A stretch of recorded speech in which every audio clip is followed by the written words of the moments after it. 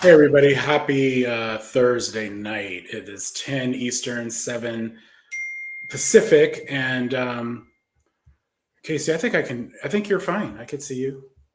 But anyway, sorry everybody. All right, so we're just gonna jump right into it because we got a lot to go over tonight. I saw a segment the other day. Oh wait, you know what? Casey's frozen, get back in. maybe she's gonna come back. But anyway, I'm going to go ahead and show this video to you all. I'm going to show this video to you guys, and I want your reaction. I'm not going to tell you my reaction. Where the hell is it? I am so sorry. Hold on one sec. Here.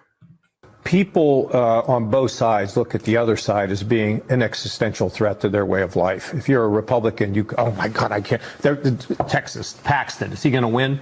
Probably he'll win. I mean, maybe squeaker. And the reason I think is because it's cultural. And what Republicans will say, I can't vote for a Democrat. The same is true for Democrats. They go, I can't vote for a Republican. That's the worst thing in the world. When you talk about both sides, and this is a fair criticism, one side's denying the results of an election. And when you talk about Ken Paxton, okay, maybe he's going to win, but Ken Paxton denied the results of the 2020 election and was investigated for trying to get it overturned. Aren't there some red lines that you should not cross? Well, I wouldn't vote for the guy if I was living in Texas. So, yeah, I mean, are there some things you shouldn't say? That's right, but it's true on both sides. I mean, there are people in the Democratic Party that said that George W. Bush never was elected president properly. Yeah, but you can't compare that. You can't compare what is happening now to a couple of people back then. Well, I mean... And also, the George W. Bush thing was over ballots. I mean, it's just a different thing. Donald Trump just denied the results because he did not like them. There were not any investigations that were found to have merit, no evidence of fraud that was found to have merit, nothing that would change the results. Questioning the 2020 the Florida election story is not quite, it's apples and oranges. It's coming from the top for the first time. It's never been that way before. Yeah. You get members of Congress say things, but the president has never bullied his opponents or called them pigs or dogs. That's the difference here. We've never had the president himself driving this conversation. See, I'm beside myself, not just because of Republicans. I'm beside myself because we're all clinging to our own base. You know, and can we say Republicans are doing it more? You know, I'm not sure what I am anymore. You know, I'm an independent now, basically. I'm still a registered Republican. I'm still a conservative, but I'm bitterly disappointed with what they talk about with the January 6th and all that. Would you vote for James Tallarico in Texas if you were not going to vote for Ken Paxton? Because that's a question for Cornyn supporters. Well, I mean, I think I'd have to see all that he's for. I'd think about it. At what point do we say we want to burn a bridge on somebody that has a different view of than I do? And particularly if the view is something I really don't like. Do I write them off and just never speak to them again? Or do I figure out a way to reach out? When I was in the House, I demonstrated an ability to do that. When I was governor, I did the same thing. People say things all the time that get your blood boiling and everything else. Okay, who wants to go first? I mean, I don't know if you have the same reaction that I had. Where to begin? Chris, Adam is knocking at the door. Oh, okay. Okay. I'm going to unpurse my lips before I speak. Okay, I'm gonna tell y'all. I saw this yesterday, and I was like, I gotta post this later. But I was so pissed. I was just like, really. I have so many problems with this, but mainly my thing is like, why? First of all, he is a registered Republican. He's stayed that way this entire time, even with Trump and all their policies, taking away health care, et cetera, right? Trump's threats to meddle, if I'm being nice, in our future elections. He sent ICE to blue cities to, they're arresting grandma and 5-year-old children, and he's acting like it's a disagreement of policy. Okay. Yes. And so we should not be listening to Republicans help us to get, they're not the ones. They're not the ones that we should be making nice with. And I really think that any politician who is listening to them or getting direction from them or a strategy from them is really not reading the room. And I think the base is just gonna not go out with that. But I wanted to see Joe. It's incredibly disingenuous to bring up the 2000 election as if it's comparable. If you were there, you know that it's not comparable. The Supreme Court chose W. So that's how that ended. You know, Al Gore had more votes. You know, there is not the manufacture of outrage that is now, and there is not the absolute buffoonery that was the 2020 election with Trump. And look at how Al Gore handled it. Like a true gentleman and like someone who cared and loved democracy, cared about and loved democracy. And we see the exact opposite. I mean, we see the exact opposite with Trump. And it's actually chilling that he didn't just call people dogs. He called people vermin. He called people enemies. Poisoning the blood of our country. Right. Gore was a sucker and a loser. Well, I wish Gore hadn't conceded, but that's another story. Yeah. Like, that was a tight. I mean, that was Anyway, think of how different the world would be had he not. All right, let's play this little gem. CDC sending an urgent request to its staff members for help screening Americans returning to the U.S. from Central Africa for any potential signs of Ebola. The internal email obtained by ABC News and sent by acting CDC Director Dr. Jay Bhattacharya, asking for volunteers to bolster efforts at airports to check passengers for symptoms like fever. Bush Intercontinental Airport in Houston, Texas, now one of just 3 entry points, along with Virginia's Washington Dulles and Hartsfield-Jackson in Atlanta, for U.S. citizens who have been in the Democratic Republic of the Congo, Uganda, or South Sudan in the last 3 weeks. Non-Americans are currently banned from entering the country if they've recently traveled to those areas. Ebola is suspected to have killed more than 200 people, and international aid groups say this outbreak could become the deadliest on record. A dire scene in the eastern Congo, a baby born to a mother infected with Ebola, dying from the disease. Health officials warning the outbreak is spreading faster than responders can contain it. One American aid worker in the region telling us doctors are already stretched thin. Right now we're working 14, 16-hour days, 6-7 days a week. We're trying to rotate to get breaks. At least 10 African nations bordering the Democratic Republic of the Congo now at an elevated transmission risk. And David, the request for CDC volunteers to help with airport Ebola screenings comes as millions of soccer fans are expected to travel to the U.S. in less than 3 weeks for the World Cup. But the CDC insists that the risk of spreading Ebola here in the U.S. remains low.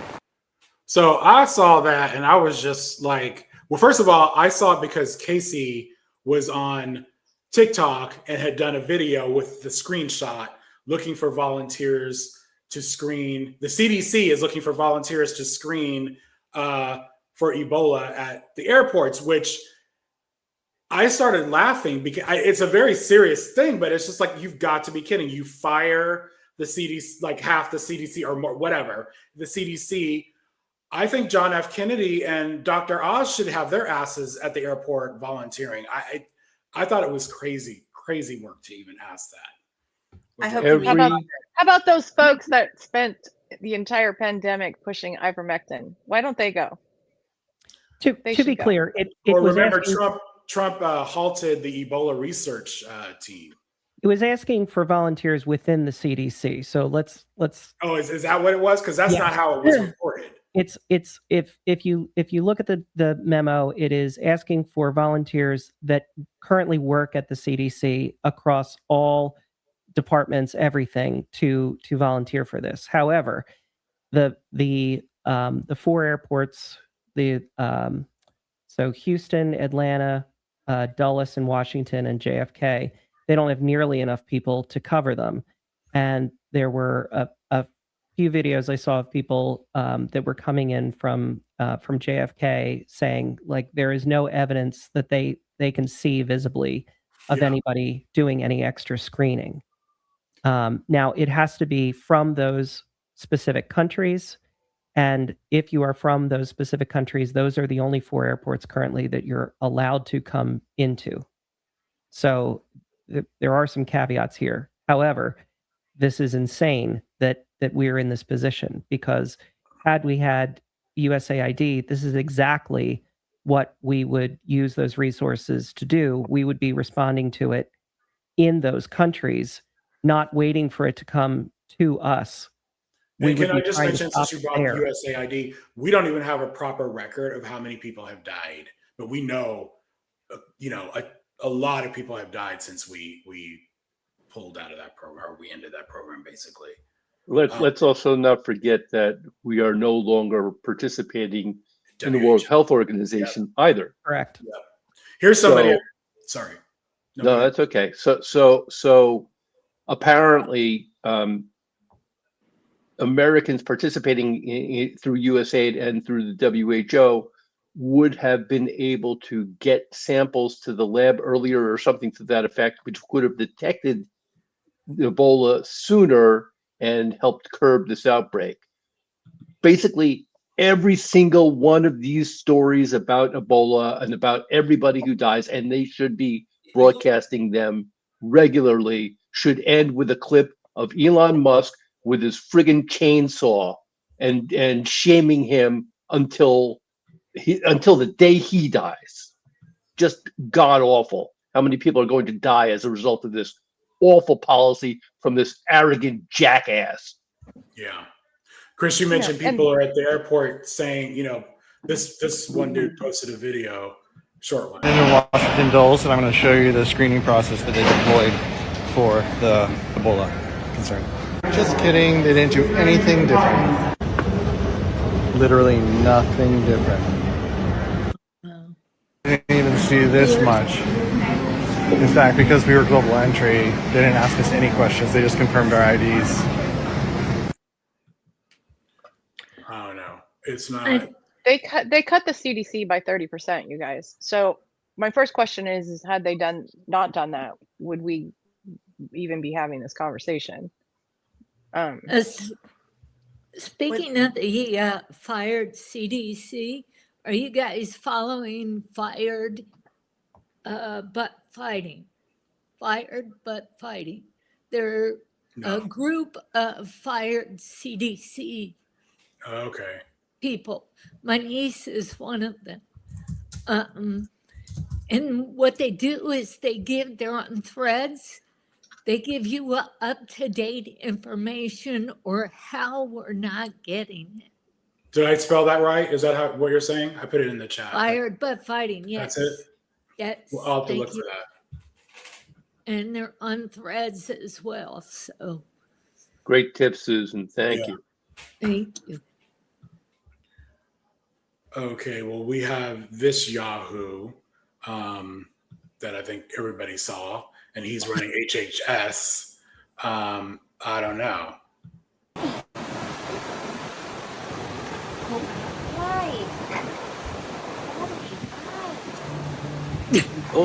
Any of you what are they? Christian folk, isn't there something about handling snakes in some of the odd sects of Christianity? Something is wrong with this man. I mean, he collects carcasses. And he, I guess his family is really impressed. But this is, I don't know if you guys realize this is Dr. Oz's patio. So, are they fighting? That's Cheryl in the background saying, having a freak out. The mouths are huge. I feel bad for the snake. I mean, what could the snake catch from that guy?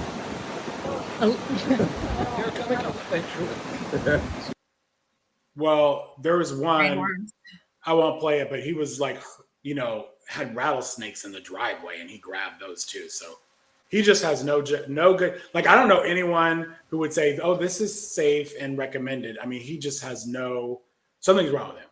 I'm just going to leave it at that. Well, they carry salmonella and they carry a lot of other bacteria that, it's just like the little turtles they used to have. That's why people don't have them anymore. They carry diseases just like snakes. I'm sure RFK has more diseases than that snake. Yeah. Oh boy. Yeah. So I mean, there probably is some, maybe even some laws that he's breaking there. I don't know, but I mean, what he's doing and creating a video content with that, there's rules when, you know, you're using animals when you're making films and stuff like that. But to me, my very first thought was that on the side of the snake. I mean, I know that's crazy, but that's my first thought. And my second thought is, this guy is Secretary of Health and Human Services. That part. I mean, yeah. And what folks, did please he don't do do this. with them? Please don't try this at home. You know, I think we're all team don't do snake. this. I mean, I think everyone else has sense. I mean, this guy. Did him and Oz eat them for dinner? I mean, what did they do with them? Did they let them go? I was under the impression that he let them go, but I know he likes dead animals, so I don't know. And maybe it's better we don't know. Roadkill. Okay. So what's her name? Ashley Sinclair. This is a total change of subject. Ashley Sinclair has been, you know, going viral lately with her own videos, which I can't quite get into doing the makeup and talking about all that stuff. But she's done a couple of podcast interviews that I thought were really interesting. And I'm trying to figure out which one to queue up first here. I think this one we should look at. Influencers online who are getting together to kind of push these campaigns, often quite hate-filled, bigoted campaigns. How dangerous are they? Because on the one hand, you want to laugh and mock them because they're weirdos and freaks. On the other hand, real-world violence comes out of some of these posts and statements online. Do you believe they're dangerous, these groups that you were part of, in terms of real-world political violence? Yes. And one thing I will say is that most of these influencers, including myself, while we contributed to harm, we were used, and they are being used as pawns for much more powerful people. And to hyperfixate on someone like Libs of TikTok or Ahaya Rashik, who is a cerebral speed bump, she's nothing more than a cognitive traffic cone. There's not much going on up there. Rather than putting the ire on the elected representatives and the elected officials and the people of the upper classes who are promoting this, I think is a mistake. I think there needs to be much more ire for the people in positions of power who are promoting these individuals. So do we know that, does everybody know that she also had a relationship with Elon Musk and she has a child with him? So that's part of it. And I think she was also giving, she was showing their texts. And I think the big thing that went viral was her claim that Elon was basically saying that, you know, he affected the election, which a lot of people have been saying. I want to play one more. Basically, yeah. I mean, she didn't say that, but yeah. Spoken about the coordinated campaigns that you say are driving MAGA accounts and influencers online. You've done these TikTok videos that have gone viral, exposing some of the chats with some of your receipts. Just to be clear, what is the accusation here for people who are not following you on TikTok? Is it that MAGA influencers, the people you see on Twitter, the people who are pundits on cable news, they are all in one chat and they are getting specific talking points sent to them by Caroline Leavitt and the White House? Well, there's not just one chat. There's multiple chats that they operate in. And these chats also have, some are just sequestered to large MAGA influencers in which they send these paid campaigns. Others have members of the administration. Others have, you know, the Trump children. And they coordinate this messaging and react to things in real time. Here's how we respond or don't respond to any given issue at any given time. They also have the paid campaigns in which messaging is pushed out. And it is very much coordinated through both paid messaging and just wanting to be in the club and not be ostracized. Were you in these chats yourself? You've seen this firsthand? Yes.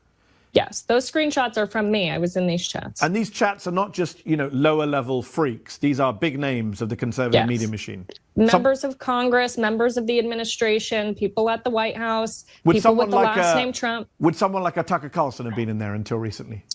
Tucker would not have been in something like this. He doesn't really use social media. But you mentioned, for example, the Trump children. You're talking about Don and Eric are in these chats, getting right into what the talking point should be.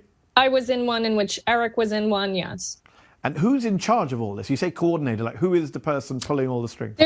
So members of the administration, people like James Blair, who run messaging for the admin and the White House and the campaign. And there's also people who run these consulting houses, these right-wing consulting houses that push a lot of this out because they have some plausible deniability and they can hide the money. So once the money goes from the campaign to the consulting house, they can then distribute it to the influencers and it's not on any FEC report. So what you're basically saying is, when I see a MAGA person online take any position, my starting point should be, is this really his position or did it come from the White House? Is this really his position or was he paid for it? Correct. How much do you get paid for these things? It depends on the influencer. Some people will get more of these paid campaigns because they lower their rates and, you know, they're the lowest rate around. But they can go from anywhere from a couple $100s to thousands of dollars for these tweets. I can get a MAGA influencer to tweet stuff I want for a couple of $100, like a cameo. Oh, yes, you can. Yes, you can. Oh, wow. Now I'm getting all sorts of ideas, which I shouldn't have.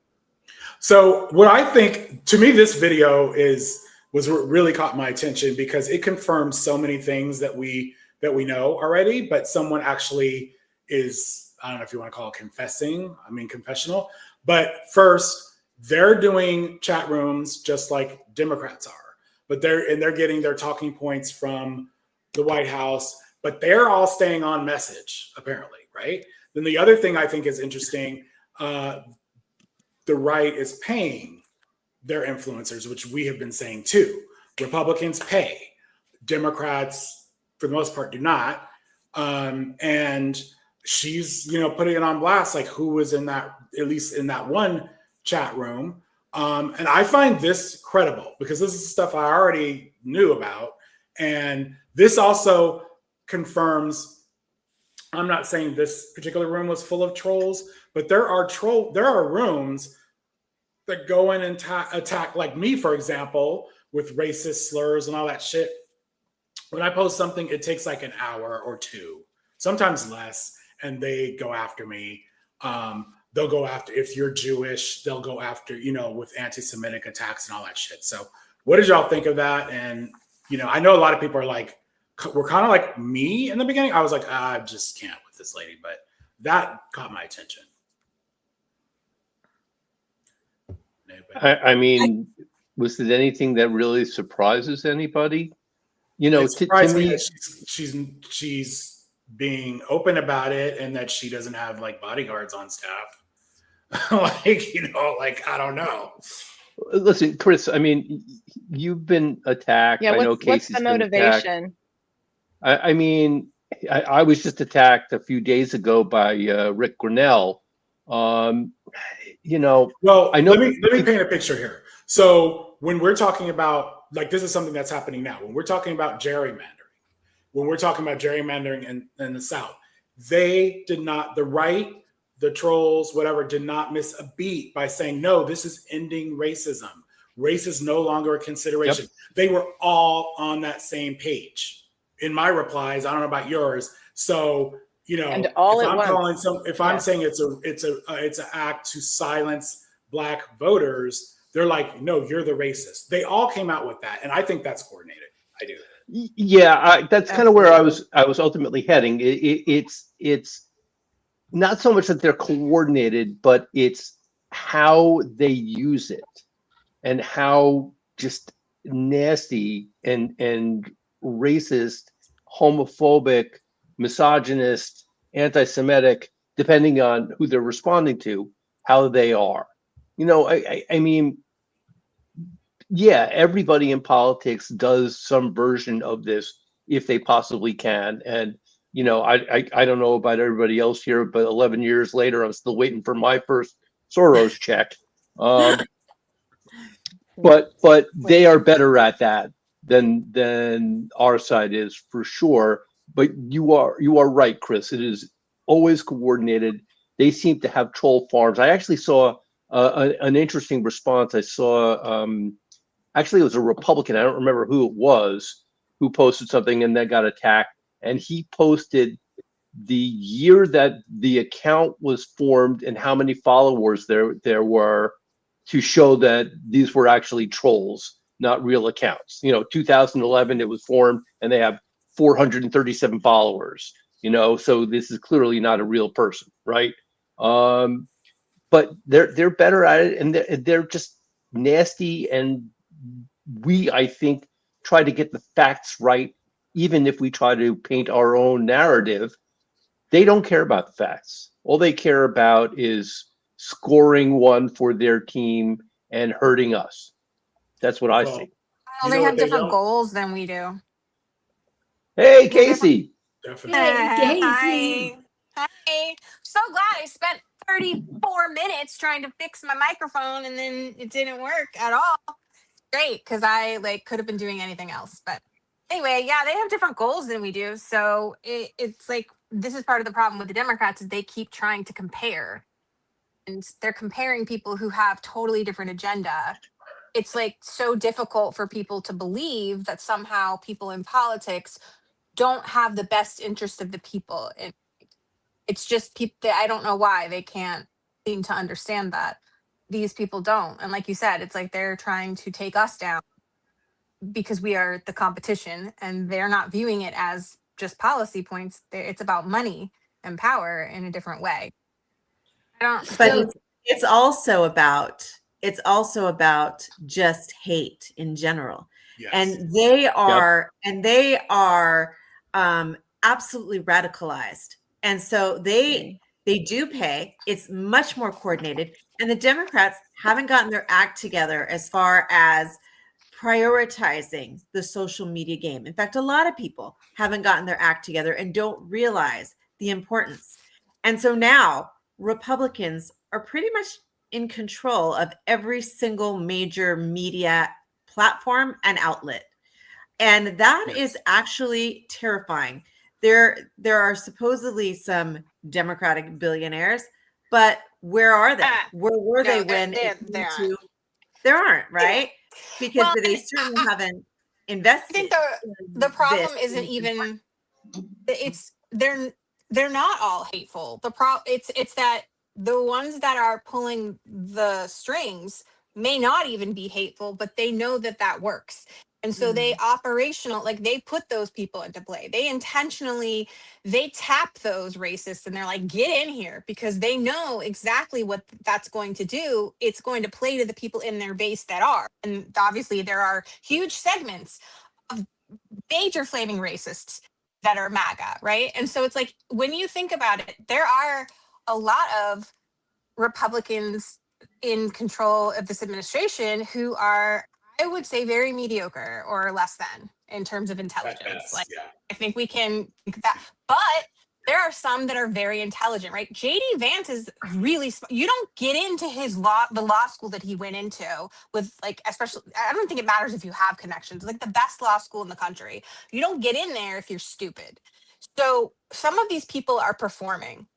Why does he talk stupid then?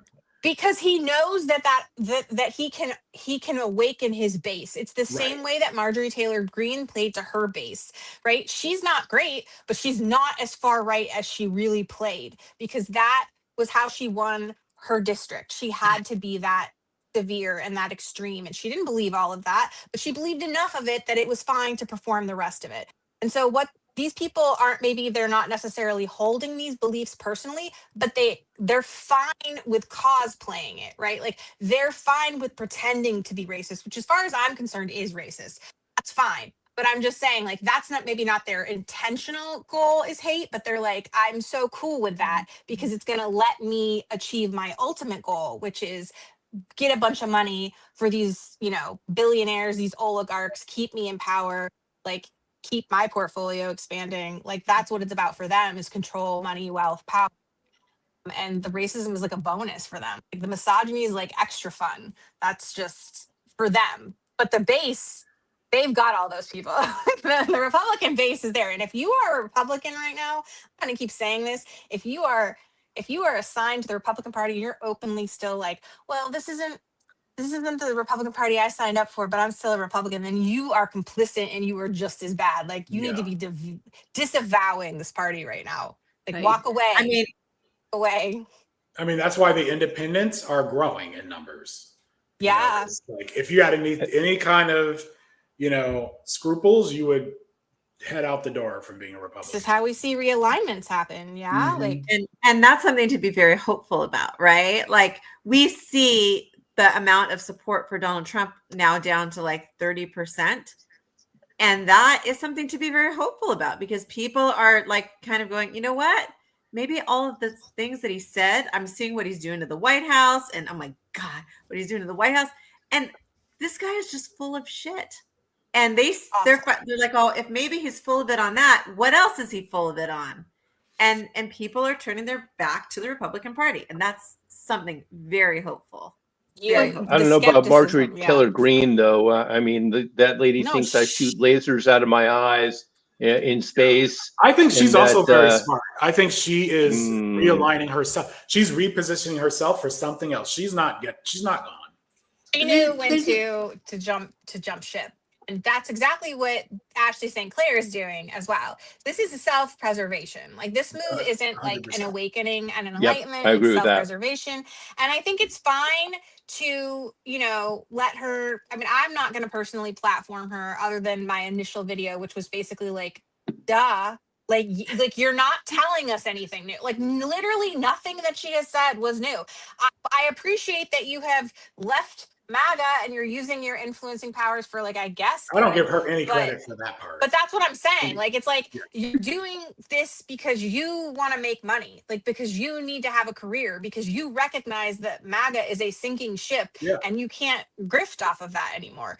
So like, yeah, I'm not going to give you a pat on the back for that, but whatever. If you guys want to support that, other people, I'm saying, okay. But again, I want to stress like the healthy skepticism that should go along with most of these people because they were willing in almost all cases, because Ashley St. Clair is one of those people, they were willing to cosplay as horrible people in order to get more power. Like they did that not because they really believed in the ideals in a lot of cases. Like Marjorie Taylor Greene believed in some of what she was doing, but she didn't believe, I don't think she believed in Jewish space lasers. I really don't. I think that people messaged her. She had constituents in her office, like, and she's like, yeah, It worked and for she her, knew and she kept doing it. worked. Yeah. She got attention. Well, this is what it's about for the Republican Party: is all of this rage bait and all of this attention, and also that's what it's about to be an influencer or an entertainer or whatever. That's where we're I mean, at. she got on most people's radar that time she went after David Hogg, in DC, and she was like, "Oh hell, this is good. This works." That whole no publicity is bad publicity, like that's Marjorie Taylor Greene, right? Like No, and she it's- really does fit that bill. It's crazy to me, but and also what they are driving is rage bait, and this works very well on social, not on all platforms. I would say Blue Sky not so much, but like X, Threads to a degree. Meta. You said Facebook. Yeah, Meta, Facebook. So one thing they are not doing are social storms. They're not doing social storms. They are not doing hashtags. They are like going for the jugular, and they're in our replies. They're doing their own posts, and it's all rage bait. But it is sourced. They're bringing in messaging, and they're all pretty much on the same page. I think they've admitted it. All the like major platforms in some way, shape, or form have been caught acknowledging that they've adjusted their algorithms to it, like basically to suit or to amplify the rage, because that's what they realize brings in more people and more viewers, and that's more advertising dollars. So again, that's my question, Casey, is that I was looking at the wrestling cage outside the White House, and I was thinking, first of all, I gagged myself, made myself sick, but what is it in society that makes people enjoy fighting? Like lead paint, lead poisoning. Hey. Boxing to me is a violent sport. I'm not kidding. Leave us old people out of this. I am pretty sure that a lot of what we're looking at, that's not excusing it, I'm just saying a lot of the fallout here is lead poisoning. Like, and we're gonna find that out later, or something else. Like these people are driven by it. They love it. They consume it. They want it.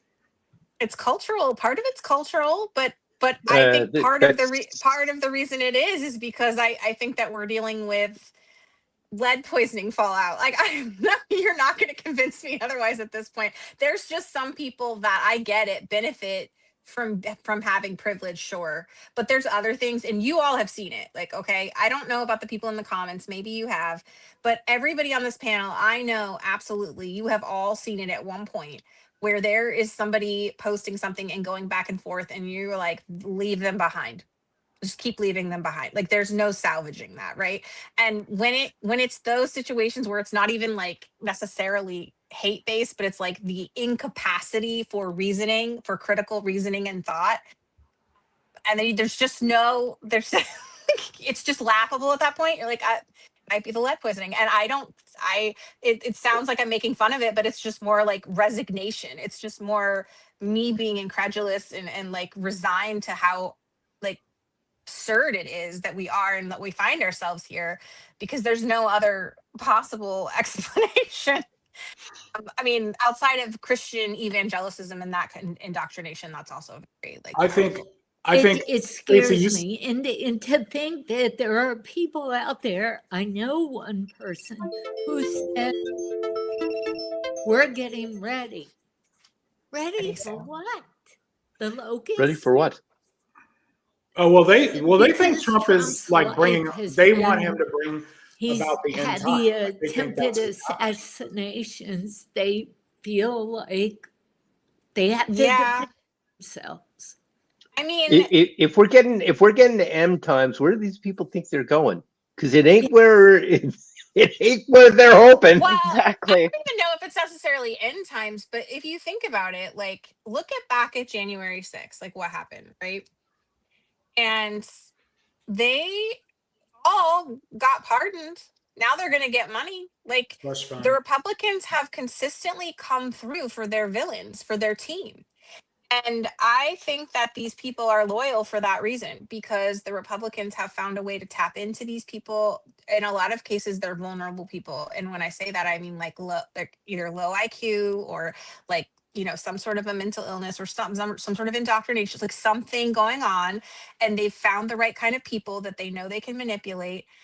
They make these promises. And then when they pardoned them, that was one of the biggest, to me, like, I remember being surprised that he did that so quickly and so swiftly, because that was within the first week of him, or And was a the first blanket. day Just even. a blanket on And everything. it was Quickly, yeah. blanket.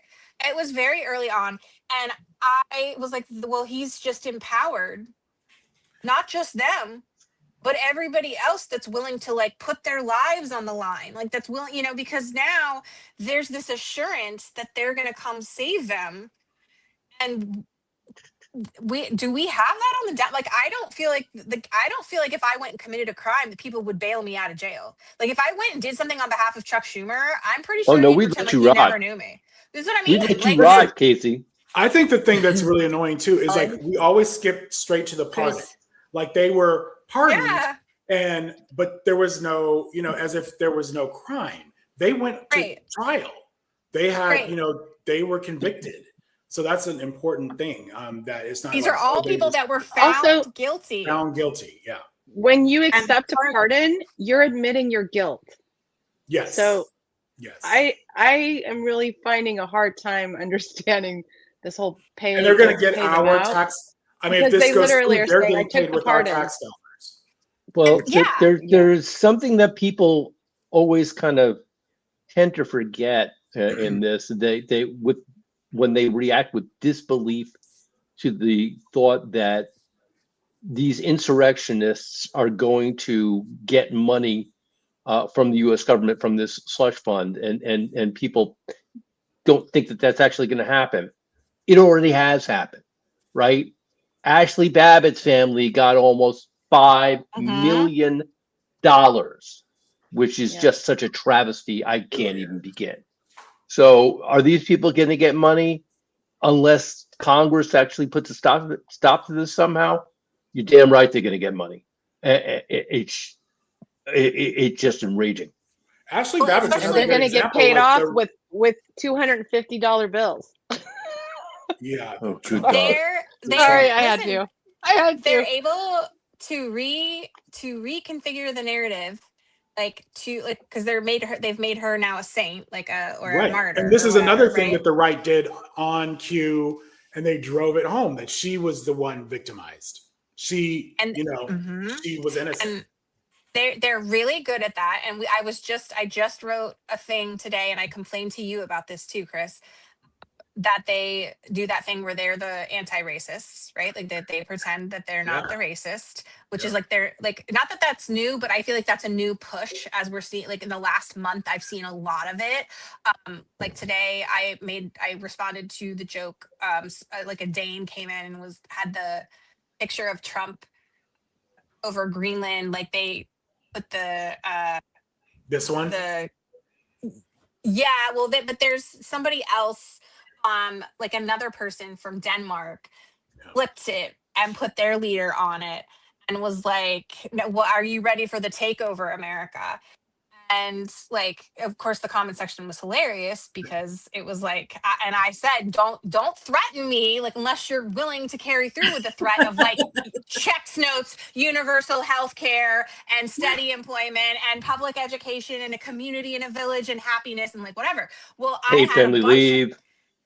I had a bunch of people in my comments that were clearly MAGA, okay, like not like forward thinking people that were like, well, like their immigration policy is racist and they did this to indigenous people and blah blah blah. And I'm like, well, first of all, bitch, like, have you seen what we've done? Like, have you been around the last 350 years? Like, I just want to call attention to that. At least the Danish people apologized, right? Like, at least also, if you're gonna fight that kind of stuff, wouldn't it be better to do in an existing infrastructure that actually works? Like, where you actually have the time to spend on that because you're not working 80 million hours a week for $5 an hour anyway. But it's like they were trying to be they're like, oh, but that's so racist. And I'm like, what? Like, it was so upside down to me. And this has happened before at many points where there's somebody that comes in and tries to be like, but that's racist. And I'm like, why? They really do feel that they have that authority because the reality doesn't exist over there. They just recreate things and they make their own history and they make their own reality. And the problem is the Democrats haven't figured out how to contend with that because it's literally like fighting a fairy tale. It's fighting a fairy tale.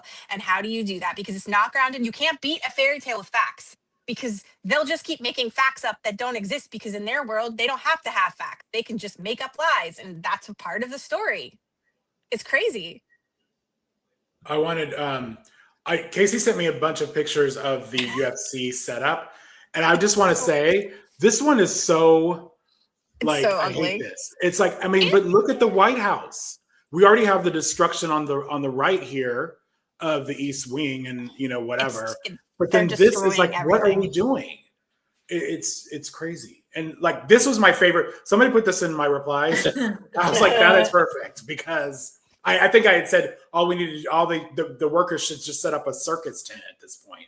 And then someone put that in my replies. And I thought that Has anybody in here done any fact checking on this with respect to the money? Because they've said that we will not pay tax money for this, just like they say said that we about will everything. pay tax. They say that about I don't This is- believe This is my point. But the people who What? are putting on Mexico didn't pay for the wall? Come on. the people who are putting on the event, though, unlike Mexico, who was very clearly I've like, heard we are not approximately paying for we're this. looking at around 60 million so far. And Oh I my was told God. the people putting it on have publicly said, unlike other situations, right? Like, because even with the ballroom, there was rumors about the companies that had put money in, but I don't think any of them came out and said, yes, we're paying for your ballroom. Like, if anybody can correct me if I'm wrong, but I don't think they ever did that. This supposedly they have come out and said, like, no, we're the ones putting this on and we're paying for it.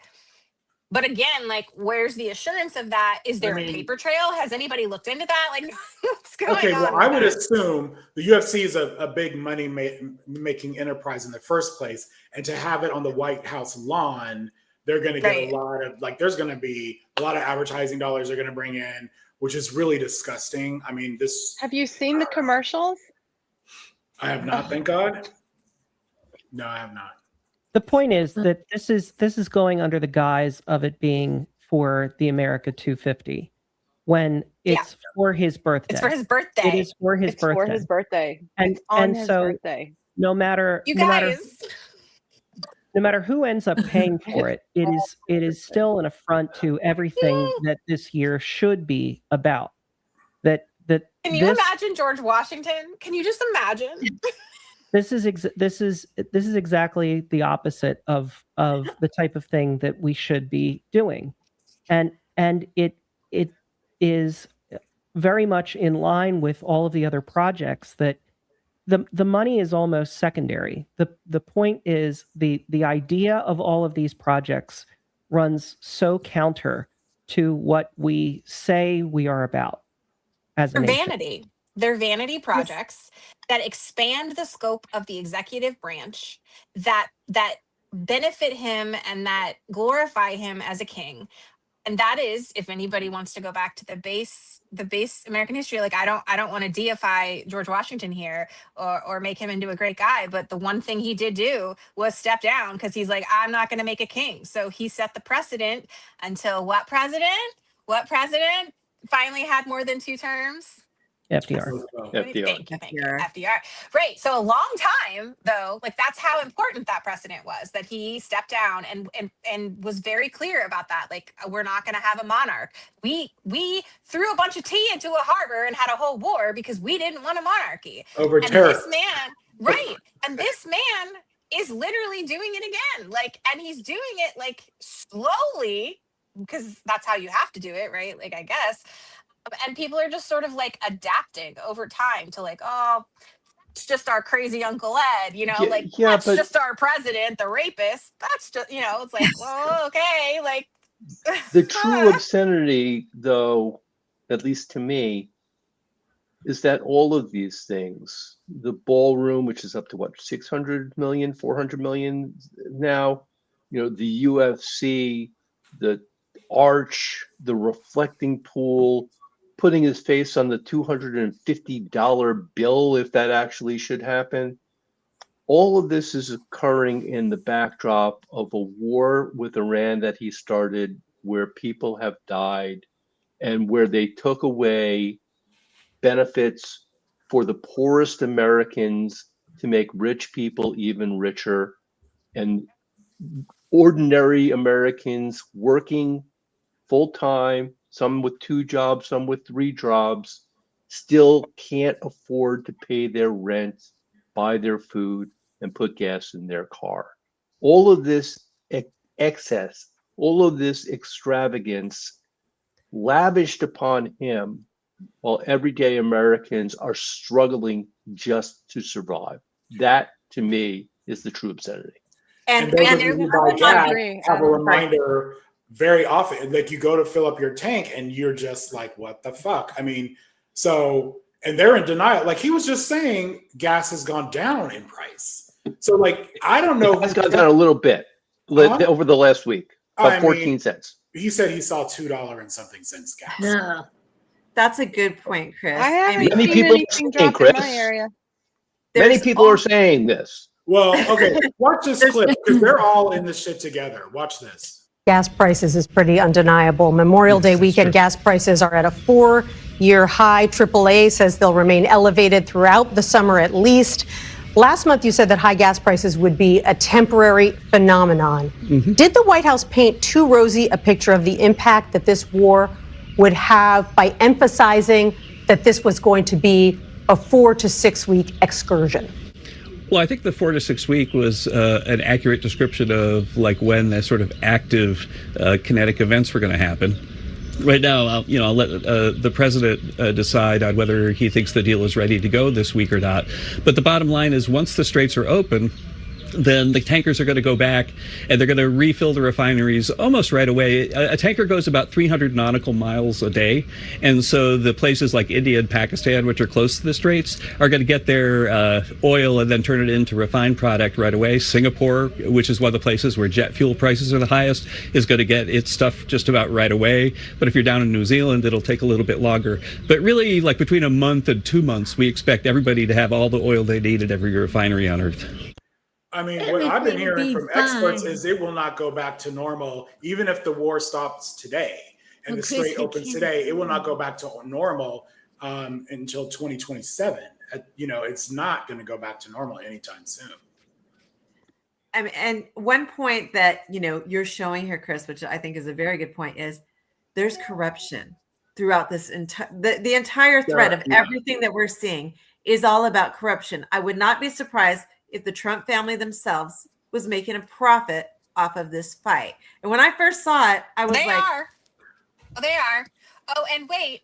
Oh, wait. There's more. Keep going. Finish your point. But like, yes, you're right.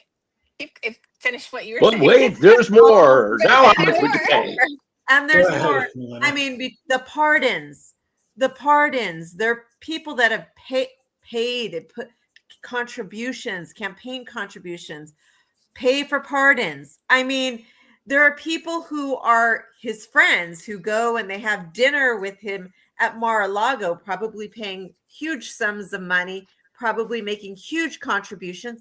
And then the next minute, their son gets a pardon. I mean, this just goes on and on and on. When I first saw the fight structure go up, I'm like, I totally had forgotten about it. And I'm like, what I thought it was AI. I didn't think I wasn't expecting like that scale. idiocracy. It's We're huge. in idiocracy. I mean, what else could this That's be? And I think a lot of it has to do with the destruction of our education system, you know. And people Michelle and Susan are back, by the way, Chris. Okay, I'm sorry, Casey. Go on. No, Tell me no, more. you're fine. I like, as soon as you said that, I was like, oh no, but you're right. You're so right. Like, not only are you right, you're so right.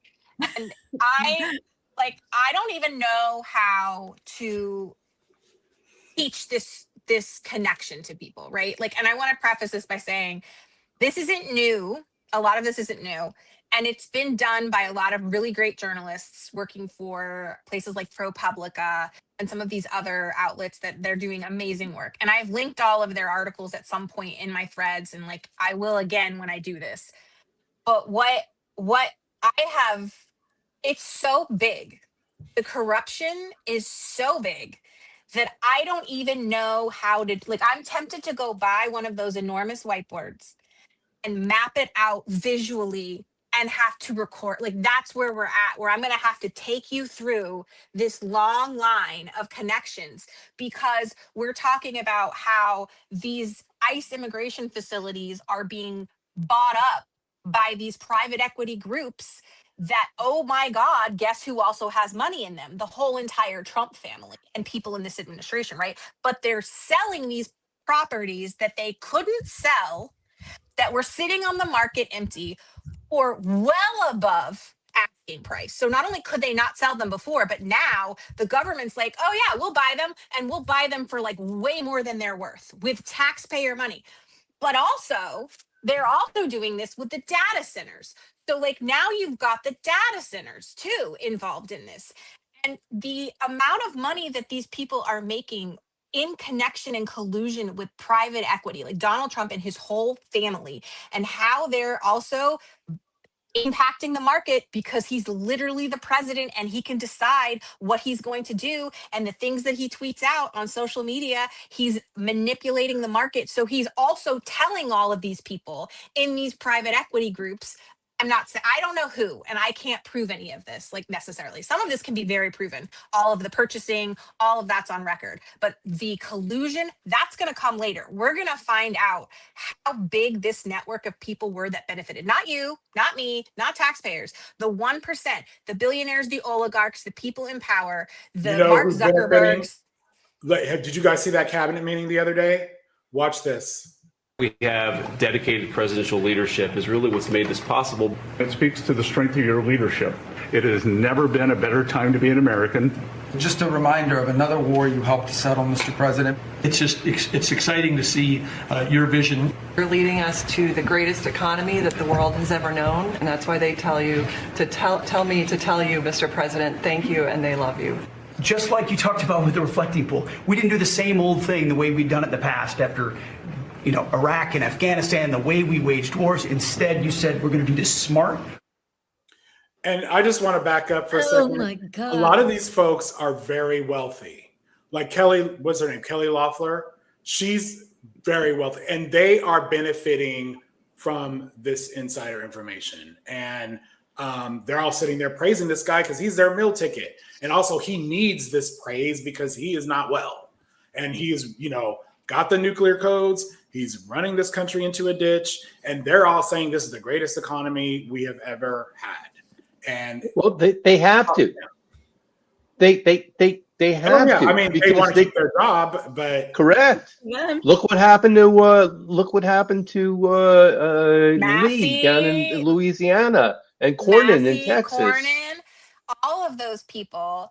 And by the way, like, this is a good segue to remind you that if you are a part of the Republican Party and you aren't the 1%, they're going to sacrifice you. And these are like, so you might as well not do their dirty 100% bidding. right. You should just leave and help us, because you're not going to win. It's these people that are going to win, these 1%ers, these billionaires, these oligarchs, all these people that have all this money wrapped up in private equity, which we've already talked about is already in our healthcare system, like owning up all of our healthcare system. It's now moving to law firms, apparently, because that's like the last industry that it hasn't taken over. So now they're moving into law firm. They are in every single part of our country in every single way. And guess who's in bed with them deep? This president, his administration, his family, everybody in the Republican Party that's in a position of power. And they have orchestrated this. This is intentional. This was bought by the Reagan era. It began and moved. Everything has gone according to plan for some, I don't know how. It's like they talk about, like, there's a movie, The Mexican, and the line is like, I don't know how, but you somehow managed to Forrest Gump your way through this. And that's sometimes how I feel what's happening with the Republican parties, because a lot of this shouldn't have gone this way, but it keeps going in their favor, which tells you that they really do have people in the highest positions pulling the strings, paying the money, doing the things that are necessary to keep them in power. Like Chris was saying, they have $5 for every dollar that the Democrats had. They intentionally went after Citizens United. Like, they went for that. Why? So that they would open the floodgates, so that they could control social media. Because guess what? They own all the people who own the social media channels. So the Mark Zuckerbergs and like Elon, everybody owns the social media. Like, it's everywhere. It's so corrupt. I don't mean to say this for you guys to feel like there's no way to defeat it. That's not what I mean. There's more of us, really. So we can, but you need to understand how prolific this is and how extensive it is and how far reaching it is, how big it is. And that even when you think that, we're still like, you're still not getting it. Like, we still don't know how big it is. You cannot imagine how big this is. So just don't ever feel like you're overreacting. You're never going to come close. I promise. And I hope that you'll talk to other people about it. A seat at the table with all the red hats and the idiots, and wouldn't it be easier for me to go to the other side? I would Yeah. love that to happen, Susan. Susan, a mole? Are you want to be a mole? I would love that. Well, the thing about it is, I have a dream about that, but that's okay. the thing Martin about Luther it King had one dream. Susan had a very Wow. different dream. if you're not one of the very top, like at the very top of the wealth pool, it's not there. Even if you're like, say, for example, you're a business person. This is the way that authoritarianism works. Even if you're a business person, you're not safe. I mean, look, Mike Pence wasn't even safe. They went after Mike Pence, his own vice president. Okay. No one is really safe. Even these people. But look who at are Mike billionaires, Pence is still fine with them. Mike Pence is still on board, though, like most of the time. Not all the time, but like. He is afraid. He is I afraid. think that because he probably knows how deep this goes. And the fact of the matter is, every time that, everybody says taco, Trump always chickens out. Are you sure he's not just trying to manipulate the markets? Oh, and he make a 100% whole is. ton of Oh. of money for his friends? I don't think There are he's these chickening spikes out. in trades. No, he's definitely, ahead of, there was actually a report, I can't remember which paper did it, but we talked about it last week where Trump did like some crazy number of trades, and he was clearly manipulating the market. And they're all benefiting. Everybody at that table is over benefiting. 3,000 They're trades. making billions in 1 year. His family has made billions and billions of dollars. In January, the New Yorker reported that it was 4 billion. Other news outlets have reported it was 6, I believe, and that was in January. And now look at all the things that have happened since then. And this is how authoritarians build incredible power and wealth. When you look at someone like Putin, who did a very similar thing, and but like Casey said, it's not insurmountable if we talk about it. And even though it sounds a little bit cuckoo, it's really happening. All you have to do is open your eyes. They're not even hiding it. They're not hiding it. And perspective, you guys, I have a friend who's a trader who said that he in his entire he's retiring, I think, in like 3 months. And he said that in his entire career, he's never made that many trades, as Trump has made in the last year. That's insanity. So he's got that, and that got whole very team. little airtime. Don't you feel He's like got a I mean, it whole was team. One big story. I If that. covered it, and it did pretty well on my YouTube channel, like for my YouTube, I mean, but it didn't get that many views. Like, and I tried my best to be like, hey, the president's stealing from you, like, just so you know, like, FYI, like, here's all the stuff that he did. Like, I mean, this is like, I this isn't supposition, it's right here. This is what he's I think like, that speaks right to the here. average American is not really in touch with the stock market. That's not their thing. No. He keeps talking about it like it's the holy grail, but Yeah. your average American does not have stake in stock and they don't really pay attention to it. So when you talk about it, it's like, it just doesn't matter to them. And I get it. Like, if you can't afford to fill up your gas tank, people aren't filling up their gas tank. They're putting in like a quarter tank, half a tank, just to get where they need to go. This is The stock market. I mean, it's a slap in the face, really, when he says that it's not important to them. And the private equity, because we talked about this when we were trying to Oh, yeah. explain all this stuff in New Mexico, and I was like, people don't understand what that is. Like, they don't understand these investing There's groups. so They don't much to understand that. And so there's all of that. And then on top of that is the political fatigue. And I've seen so much of it. And like, by the way, that's valid. If you have to step out and come back, that's totally understandable. So this isn't a critique of that. It's more of an like, this is what's happening, right?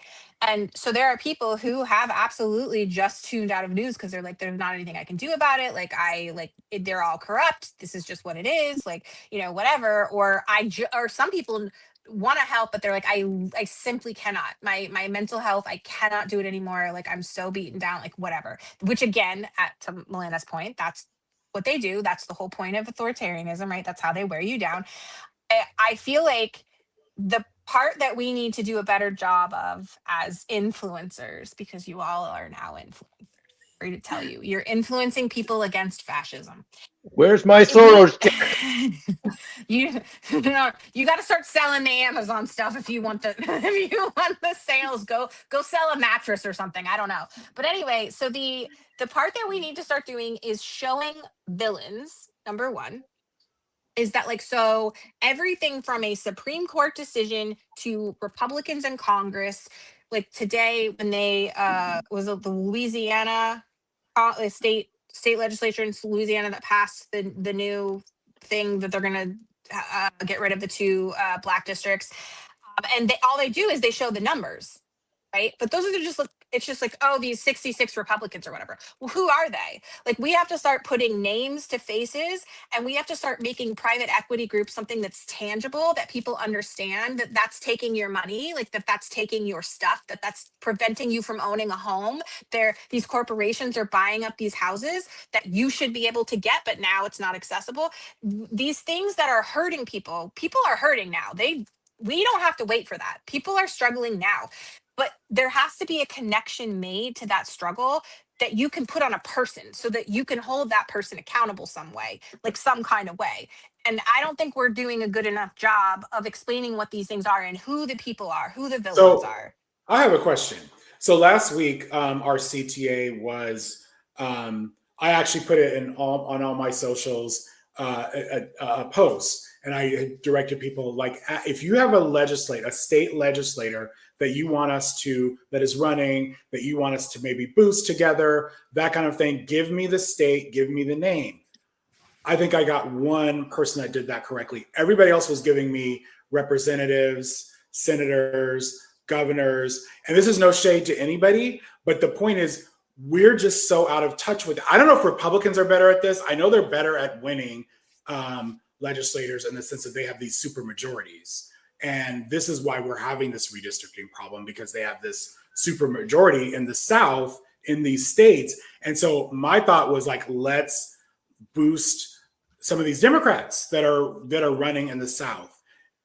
Also, none of these were in the South. Like these people, like even the ones when they were talking about representatives, they were the ones we know about. They were in the, the coastal elite areas. And it's just, I just feel like we have work to do. We really have to, educate people on what's going on, if you want to say locally, but it's definitely, our problem isn't as much, we all feel pretty confident we're going to win the House back. Okay. And now the Senate, we're hearing that's in play. But the state legislators are so important. We wouldn't have been able to do Prop 50 in California if we didn't have the majority that we have. So I just think that's under talked about. And I think we should keep talking about that on our live streams and on our socials. It's really important. And I don't know really how to I think that's really important too, Chris. Talking to friends. I don't really know how to get through to people. Maybe we need to do a video on it. Well, I think people I don't think it's an issue even of, intelligence. I think it's just an issue of, it's sort of this like quiet group of people working, under the tent that no one's really. And I don't know the names. They're not making a lot of noise. They're not making the headlines. They're not, occasionally I'll see one, poke in and send me a DM or something, but that's very rarely. They're just not making noise. They're just doing the work. And I think people, in fairness, forget. very few of them have presence on social media. Like what I mean? So we're going to be promoting them because they're working. They don't have time. They're working and they just don't. That's not their thing. They're working, but representatives are working too, and they have a presence on social. And so there's a difference. Yeah. Maybe they should have a presence on social, and they would get a little more attention. Maybe. Chris, you rock for doing that. And I want to say this, like a lot of people have no idea who their state legislatures are. They have no idea. Like my friend who's very, very, very interested in politics and follows everything had no clue about the people who are representing us in the California state legislature. Now, I personally think that, well, the people who are in the California Democratic Party, the people who are the delegates and the people, that is partially their responsibility and their job. Like for these party chairs, these state party chairs, they need to do more than that. And maybe it's going to take us as activists to call upon them, and to make sure that our followers call upon them to get more active, and also to prioritize social media, because Democrats, I really believe they've kind of dropped the ball on social media. They're still believing in good old door knocking, which is important. But where do you find great door knockers? Online. You can recruit them. I think the really big point that needs to be made is that we have to play a long game like the Republicans have. And we have to understand that the major prize is not the midterm elections. It is not the 2028 presidential election. It is the 2030 census. And we have from now until then to flip enough state legislatures that we can ensure that we don't lose the House of Representatives in particular for the next decade because of the gerrymandering that will be allowed to exist. If you have enough states that have a Democratic trifecta is what you would prefer, then you can insulate yourself from the worst impulses of these Republican legislatures that want to gerrymander everything. Well, and if we don't win the presidency, the 2020 census is going to look like where California and New York lost seats is going to be, there's not going to be anything. If they get the presidency again in 2028, democracy will be at really even greater risk, because think of all the people that are not going to want to answer questions, people who are maybe not citizens or not permanent residents, people who are undocumented. They're not going to want to answer census questions after what's happening right now. Yeah. Here's what we need to do though. I don't know how we get to do this, because we have been talking about this for a while. And that is, we need somebody to step in as a unifier, because what the Republicans have is people at the top who are calling the shots and it's trickling down their network. They have the money to do this. So they have the army that's willing, and they have the money to do it, and they have a unifier that's giving them instruction. And so we have people that would be willing to implement messaging, right? So if we wanted to, for instance, focus on like identifying the villains and identifying who these people are, or identifying the state legislatures that we need to lift up, or all of these things, but we would need this messaging to come down from on high, like, and we would all then go do our things, right? Like, and we need somebody to come do that. And it's like, we have a bunch of people maybe jockeying for it, but like nobody really like getting in and like, I'm doing this, like everybody follow me. And I don't even know if we all would follow somebody like that, because people have a hard time in the Democratic Party unifying behind things. And I had a conversation with somebody today that was like, well, you know, like I have to vote my conscience, and compromise isn't for everyone. And I had to say, like, everybody's voting their conscience, because your conscience is like, if you're trying to hurt the least amount of people, everybody's trying to everybody on the left, right, who's not a part of this Republican Party, is trying to figure out how do we get this fixed by hurting the least amount of people? Like, what's the fastest way to fix this so that we hurt the least amount of people? And we might differ on how to do that, but like, we should all be doing that. That's what your conscience should be doing. So everybody's compromising is what I'm saying. There's no way that's not going to harm someone somehow, because you can't do that under capitalism, under authoritarian fascism. But we do need a voice. We do need somebody that's going to come into that position, and the people in our army have to be willing to unify behind that person, or listen to that person, or give respect to that person.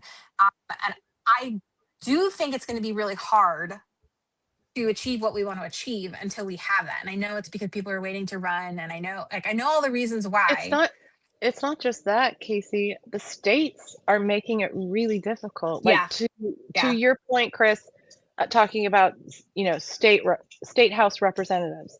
So was talking to a friend who was watching the live, and she was like, you know, I'm having trouble in the state that she lives in finding who her state house representative was. I went online because I'm like, oh, I figured it out. I couldn't find it. And it was there was no interactive map. There was this really difficult map to navigate that was there. You couldn't zoom in to see an address. It was awful. So, you know, I started going online like I do, and I started entering in just random family members that I have, Wisconsin, Michigan, you know, all over, Minnesota. And it's the same thing. It's just this lack of attention, and they do it on purpose, right? So if you are savvy, I think help out a friend.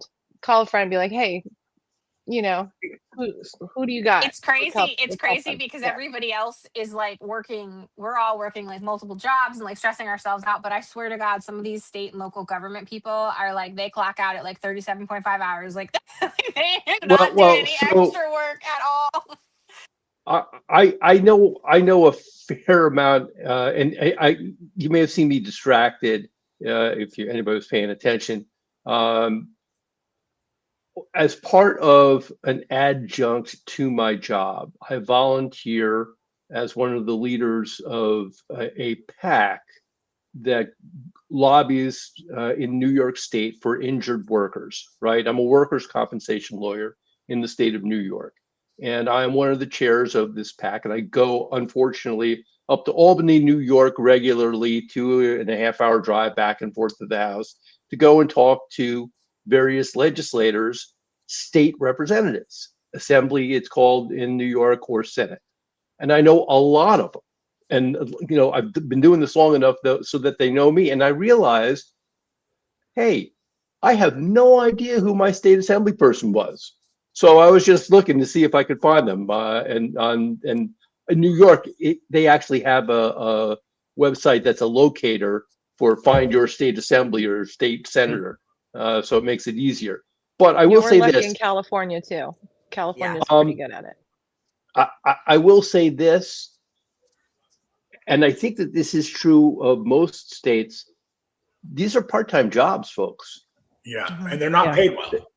No, they're not. Now they get paid a lot more for committee assignments and leadership positions and stuff like that, but they're part-time jobs. That's what I'm So saying. We need to help them. I mean, it's you know, and I don't have the answer.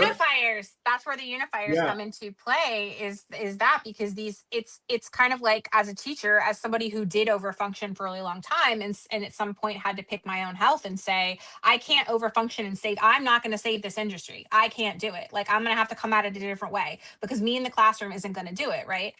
And so everybody's sort of saying that about their collective jobs of like, okay, yeah, I would work 80 hours a week. Like, I would work for free. I would volunteer, but I'm not going to do it without some sort of like collective body working with me, right? Like, I'm not going to do it unless I know we can topple the system or like fix whatever it is.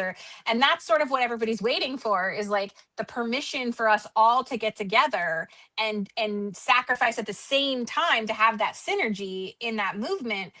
But again, like, you need that leadership, I think, or you need something that can be so cleanly like put into place, so like you can operationalize, like you can easily like instruct people with. And I don't have that. So sorry, I didn't bring it. I didn't do it.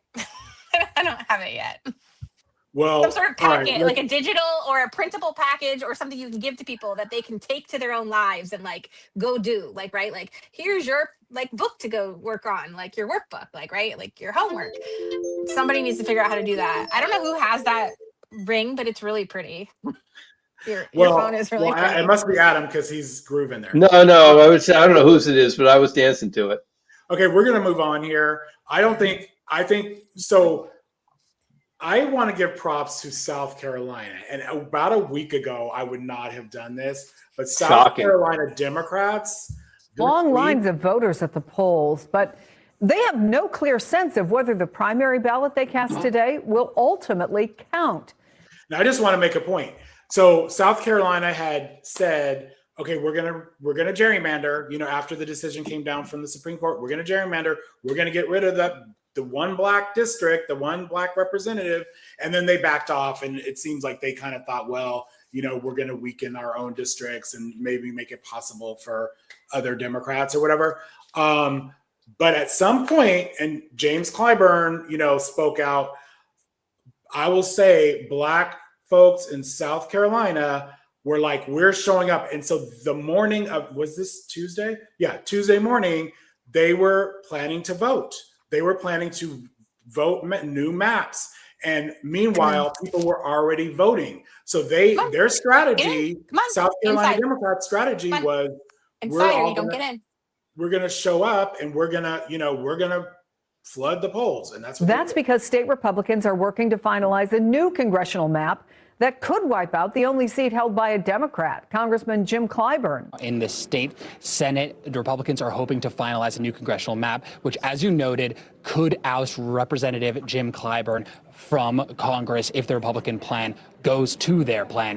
And that's why you see scenes like this one. Dozens and dozens of voters snaking in and out of the pews of this Baptist church in line, hoping to get their votes in as quickly as possible. And that's because in their mind, the Democratic playbook right now is get as many ballots cast as quickly as possible so that by the time this congressional map gets finalized, if it does get finalized, there is a strong legal argument to overturn it. They can point to all the votes that have already been cast and make the argument you're throwing out these people's votes. You're intervening in our democracy. 25% of the state or so is African American. About 40% of the state votes Democrat. So this is seen as a massive disenfranchisement. Now, I've been talking to voters all day about why they're out here in the middle of the Tuesday, on the first day of early voting, in the middle of thunderstorms. This current administration has already demonstrated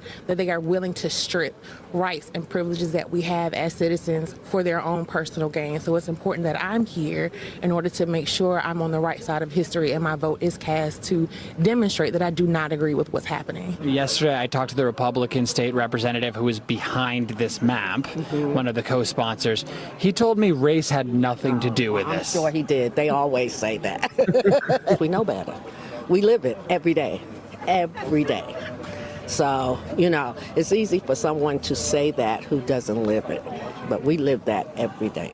Look at this, a huge line of cars, dozens and dozens and dozens of voters who are driving, who are voting via drive-through. This is voting for people who are 65 years and older, people who are disabled, people taking time out of their day to take a stand to push back against this new congressional map, which might pass at any moment now. I mean, that gave me chills, because so later that day, they adjourned, the Republican make this work, and they left, and the new maps were not going into effect. And honestly, I don't know how any of these maps should be going into effect at this late, not for 2026. Now you can talk about 2028, but I think like it's ridiculous. Louisiana, the same thing. People are already voting, and they tried that shit. But this is how it's done. Like, take notes. Did you also see that a few hours before South Carolina made its decision, that federal court struck down the Alabama map because it was intentionally racist? That's the new standard set by the Supreme Court, which is almost impossible to meet. But the appeals court. Yeah, shockingly, Alabama was intentionally racist. Shocking. Yeah, so I just thought we should highlight that, because as Democrats, I think we should all just applaud something like that, because that was a strategy that went into effect super quick. It didn't take weeks to figure that out, and they mobilized those folks, and they got out there and they made a real difference. I don't think I've ever seen anything like it, and I just South Carolina was so moving to me. It was amazing. It was really beautiful. Thank you for posting that. One point that got made that was, I think Casey may have reposted it, but it was a thread talking about seniority and how seniority is so important within the House and Senate, and how maybe it's worth it to allow the Democrat to stay, because ultimately that is going to benefit your state more, because he has such a seniority. And that was the argument with Texas of Cornyn, I think, is like third in seniority in the Republican Party in the Senate, and you're trading him for someone that will be the lowest in seniority in the Senate, which is giving away a lot of power. We talk about age, but a lot of people don't, like, when it's your representative, it typically you don't care about the age as much. Right? Like, you care about the age when it's somebody else's representative, but typically, you know what, that person has been, especially if they're active in your district. Now, you can say whatever you want about Clyburn's age, but he is active in his district. He makes a difference. I mean, this guy, his history, like, I think also we have to keep in mind that the House, their terms are 2 years. So I feel like a 2-year term for someone like Clyburn is much different than a 6-year term for someone like Schumer. You know what I mean? Like, that's anyway, I won't get started there. So yeah, so that, it was just great. So something not so great. Got out from Delaney Hall. I was in there with Congressman Menendez. We went in because we heard of the complaints, the people protesting, hundreds of them talking about the inhumane treatment that they're getting. We talked with dozens, if not 100 or more, of the detainees. Often they were talking about the poor food that they're getting, really disgusting food, that they're not getting the medical treatment that they need and deserve. I talked with a pregnant woman that was not getting the care that she needed. I talked with an 18-year-old high school senior who should be at a school, not in this facility there. This place needs to shut down, and these people need to be able to get out, be back with their families. They are not even being given the time in court. If this administration is so convinced that these are people that are dangerous, give them time in court. I mean, this is a farce of a situation. It is not reflective of our Constitution, of our laws, of how people, anybody in this country, should be treated. So that is why I was here with Congressman Menendez. We're going to continue to fight for their rights, fight for their treatment, and make sure that we can do everything we can to restore our country's rule of law and our belief in our values in immigration. So I think that was hero's work, what he did. And these scenes we saw, Oh no, good for him. Well, so two things about this. First, this is Newark, and Cory Booker was mayor of Newark, and Cory Booker is nowhere to be found. And I think that's very telling. So thank you, Andy Kim. And the second is, if you want to be incredibly depressed, go do a deep dive into the GEO Group, who is the private prison organization that is running Delaney Hall, and their CEO was touting their huge profits this year because of the contract they have a 15-year contract for the ICE detention centers. Twice, the Democratic administrations have tried to eliminate private prisons, and twice Trump has brought them back. So obviously, that is how I fell down the rabbit hole. Yeah, was looking into this and then how it linked to everything else. If it's for profit, this is what's going to continue to happen. The amount of money that they're making is unreal. I'm surprised that do you have more on this, Chris? Because I don't know if people saw this on social. I didn't really see. Yep, there it is. Andy Kim was pepper sprayed and attacked with chemical munitions, trying to stop ICE from attacking protesters, peaceful protesters. Had his leg run over. Yeah, it was really bad, and it's not getting any major coverage. Like not the way that it should be. It's not on the news, not on televised news. It's just unbelievable. Yeah, this is a U.S. senator getting sitting attacked U.S. with chemical senator. weapons. Right. And here's it's representative of what Chris was also talking about with this GEO Group and these private groups. There's no oversight. And so this is what, look at Representative Monica McIver, and what they've done with her. What they're doing is they're trying to dissuade people from getting in because it is bad, because it's so bad, because they're trying to set a precedent that don't you dare come and fuck with our private prisons. We are the bosses of this, which is, by the way, not how it fucking works in America. Number one, but this is what's happened with this administration is they've colluded with these private groups and these for-profit groups, and now they're the ones overseeing this, and there's no way for us to get in there and really see what's talked going about on. enough. And it's not just, it's not. I mean, Andy Kim is a senator, but I'll speak, Melinda, you could probably, and Michelle, you could probably speak to this too. In California, we've had representatives regularly show up to detention centers and they're denied entry. Yeah. And it's not getting, honestly, this is something that the committee should be on, they should be blasting this. Hakeem Jeffries, Schumer, there's big voices in the party that should be this is not okay. And it just sort of happens. We might catch a little blurb on social media, or maybe a little bit will make the news. But they're denied entry all the time. Why? Why are they denied entry? We know why. And no oversight. Because this it's morning, horrific. Governor Mikey Sherrill put out a statement that she attempted to have the health department go in and do an inspection because of a letter that came out from the detainees saying about the horrible conditions in there, in particular the food and the sanitation, and the health department was denied entry to the facility. There's a hunger strike going on. Yeah, a governor of a whole state that it's located in can't and get it. ICE is saying that there is no hunger strike going on, and that is their formal That's position. not true. Yeah. That's not true. That's and not true. I saw a video prior to coming on to this live tonight of a woman who was having a conversation with her husband.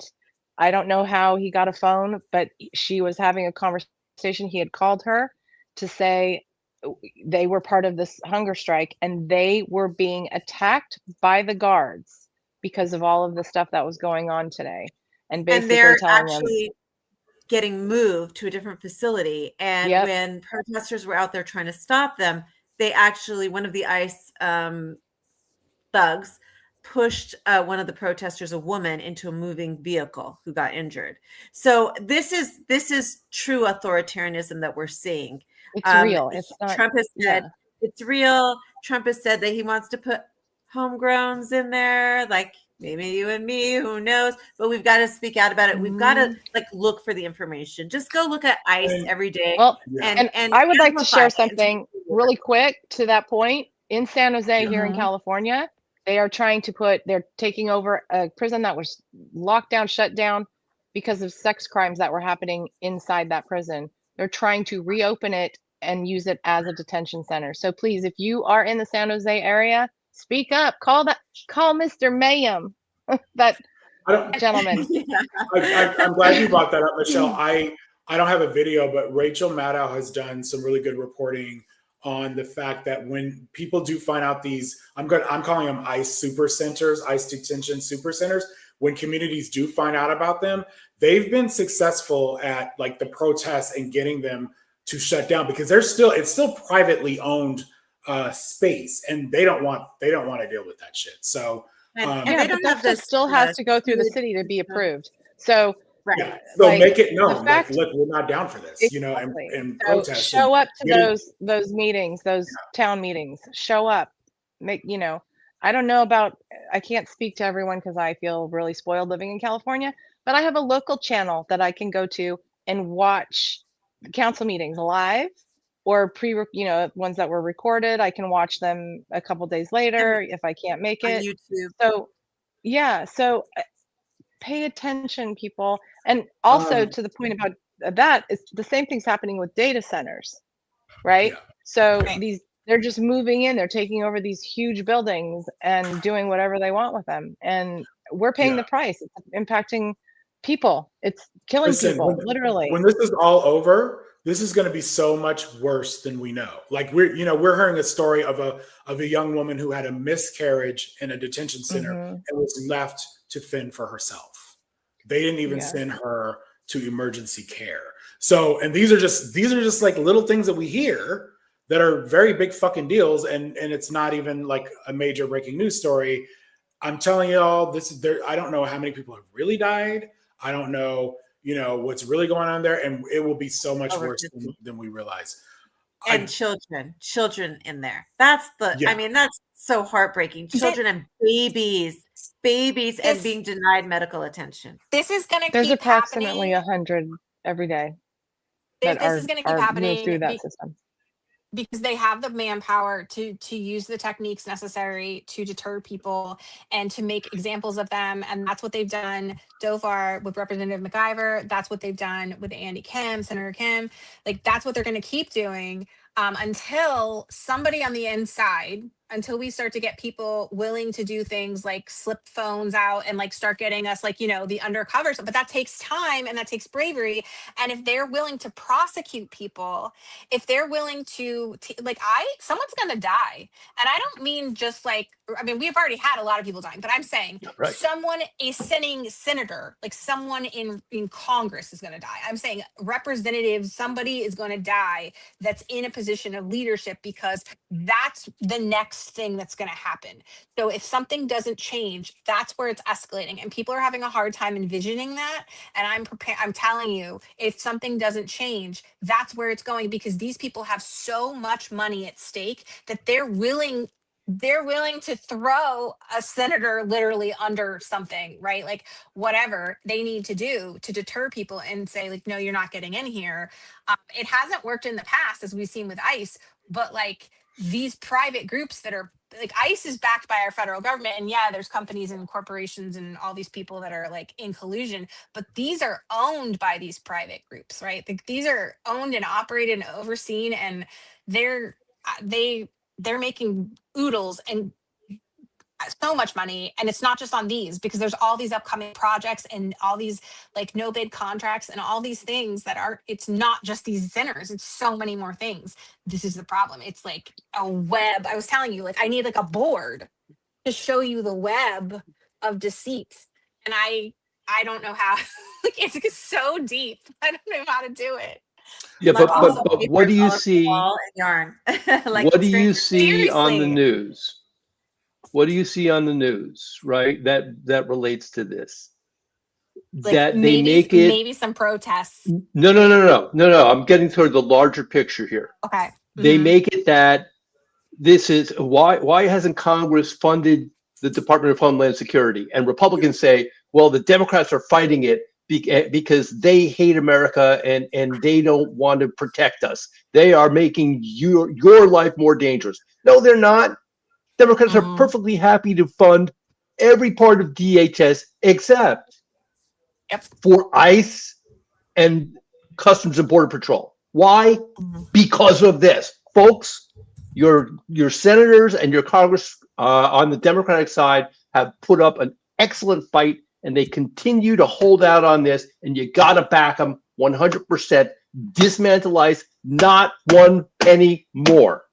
And just so you know, not one Republican elected has gone to do any kind of oversight whatsoever. Only Yep, Democrats, not a single and many Democrats have. Many Democrats have. It's not just a few, tons. And sometimes they're not putting them out in social. Maybe sometimes their socials are small. But go look yours up. They probably have been there if there are detention centers in your jurisdiction, or even if there aren't. So coming really off of quick, this, go ahead, Can Michelle. I just a quick shout out to Andy Kim, because he's the gentleman that we saw in an iconic photo cleaning up the floor. Yes. At After the January White or 6th. at Yes. the yes, he was in there cleaning. Heroes work. The, Heroes work. Yep, absolutely. He is just an incredible human being, and so The shout out to people who him. are in the people like him that are involved, that are doing the real work, that are on the front lines, that are putting their bodies in between the protesters and these people, incidentally, are some of the most progressive people. And I would like to remind everybody of that these are the people who are actively working to get us things like healthcare, that are actively working to make sure that people have voting rights, that are standing up to this. They're the ones that are fighting the hardest. And I think that needs to be said over and over, because when you go to these primaries and you're really tempted to go for that person that's been there for 50 years, but hasn't set foot like and wouldn't dare put themselves in this position, like you need to be brave too, and you need to start like picking the people that you know are willing to do it. Like, is this person going to stand in front of tear gas for you? Then no, like they're not suited for this time.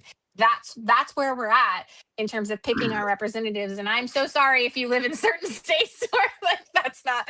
I'm like, I know people in California are going to be okay, but like maybe not. I want to do a shout out, speaking of California, to Robert Garcia, whose district has completely been redrawn and now contains parts of Huntington Beach, like some bright red areas. So if you happen to have extra time and you want to go knock on doors, you live in Southern California or anywhere in the world, you can make phone calls. We're actually going to talk about California in a minute, but I do want to highlight a Cato study. I want to make sure as many people are aware of this as possible. It's literally the opposite of what Republicans have been shouting for years. And a lot of people believe that immigrants are an incredible drain on our economy and our deficit, and it is not true. So listen to this. White House Deputy Chief of Staff Stephen Miller, liberal Cato Institute, which is absolutely not. They are. Cato Institute is extremely conservative. And Chris, I saw when you posted this on social media, I thought it was a great find. So thank you. Watch this. In March, White House Deputy Chief of Staff Stephen Miller claimed in the Oval Office, quote, the extraction of wealth from American taxpayers to people who don't belong here is the primary cause of the national debt. But research from the Cato Institute, a libertarian think tank, disputes that. It found that the fiscal surplus from all immigrants from 1994 to 2023 was $14.5 trillion, compared with a deficit of $48 trillion without immigrants. That means that immigrants cut deficits by nearly a third in real terms over the last 3 decades. Even low-skilled immigrants, those without bachelor's degrees, reduced the debt by $2.8 trillion, and illegal immigrants likely reduced the deficit by at least $1.7 trillion. Not only that, every year since 1994, when data collection began, immigrants have paid more in taxes than they received in benefits from the federal, state, and local governments. Immigrants also pay more in taxes than the average person. The Cato Institute explains that's because they work at much higher rates. They end up with a higher per capita incomes and pay more in taxes than their share of the population predicts. I mean, I think speaking of undocumented immigrants specifically, a lot of us know that they pay into the system and they don't get it returned. Like they're paying into Social Security, they're paying into they're paying taxes. They're not Medicare. getting, retirement benefits and health benefits. I mean, the only exception to that is I think pregnant undocumented immigrants do get health services because they are pregnant, and we don't want people just bleeding out and having, not having any care. So, this is not. Yeah, and I think emergency services too, like they can be covered for that. But my knowledge of those communities is that even when they have access, they don't use it because they live in especially fear. now they're in the they're in the shadows, and this is really sad in so many things. They're living in the shadows. I would like to say something that I would like everybody else to be repeating in the conversations that they have with their loved ones and friends and anybody that they can meet. And that is this. I want you to look at the Republicans and what they're doing right now and the people around you and the rhetoric that they're saying, the January 6ers and all of those people. And then I want you to talk about any of the immigrants that you know and have come to this country. And if you tell me that you don't feel safer with those immigrants than you do that those January 6ers, you're a liar. You're a liar and you're lying. And that needs to be said over and over and over, because part of the problem is that there's this they're trying to smear the reputation. As we discussed earlier in the live, the Republicans are really good at manipulating the truth and taking history and trying to make things what it's not. And one of those things is trying to characterize immigrants as lazy, as villains and criminals. And they've done this with Black people, and they've done this with Indigenous people. They've done this with every marginalized group, and they will do it with you, because they'll do it with anybody that's not a white rich man that owns some sort of a corporation. So eventually they're going to do it to you. But I'm just saying, we need to push back on this by ourselves saying, hey, honestly, let's deport the January. So I'd much rather have these people, right? And it drives them nuts. Like when I tell you the threads that I've had where I have gotten the most hate and the most comments and the most views are when I suggested to deport those MAGA Republicans, because that's their biggest fear, because that's what they want to do to everybody else. And so see, now you're pushing it back on them, and you're like, no, we're gonna take this country, and then you're gonna be executed. They think they're entitled to this country. I guess Argentina, even though they're one generation here, they're from Europe, but my ancestors have been here a lot longer. So whatever. And one more fact from that Cato article that I wanted to point out is that the average immigrant will pay $100,000 more per capita than a citizen. So and just to become a citizen, I know we've talked about it a lot, but I want to reiterate that to become a citizen is so expensive, and that's money we get. That's money that the taxpayer, when they're paying to get things, all of these services and all of these, it's coming to our economy, whether it's directly through the government or through the attorneys they pay, or however, all of that money is coming to us, the taxpayers, in some way, shape, or form. So when it takes them that long and that much money, again, we're all benefiting. We've made this system incredibly impossible for people to become immigrants, and also costly, and we're the ones benefiting in every single way. There's no way where you are losing. In every column, you're winning. So there's really, and the also, hate is so unnecessary. Also, to the point of the Cato report is that it will impact the next generation as well. So it's not just happening right now to these specific people. We're talking also about their children, and those, I mean, I posted that a couple days ago, and MAGA, of course, lost their minds in my replies. So facts are hard for you. Move on. I don't know what to say. They don't believe in facts.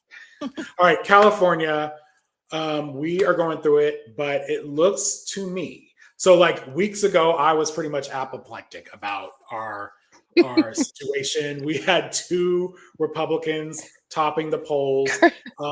One update is Chad Bianco, the white nationalist, has really tanked. He's really not, people have seen the light. We've educated them on who this man is, but we still have Steve Hilton. Steve Hilton. So basically, pretty consistently, it's been either Hilton or Becerra at the number one spot, but more recently, it's been Becerra and then Hilton number 2 and Steyer number 3. So everybody who's watching, and we're not the only state, but we are having our primary on June 2nd, which is this Tuesday.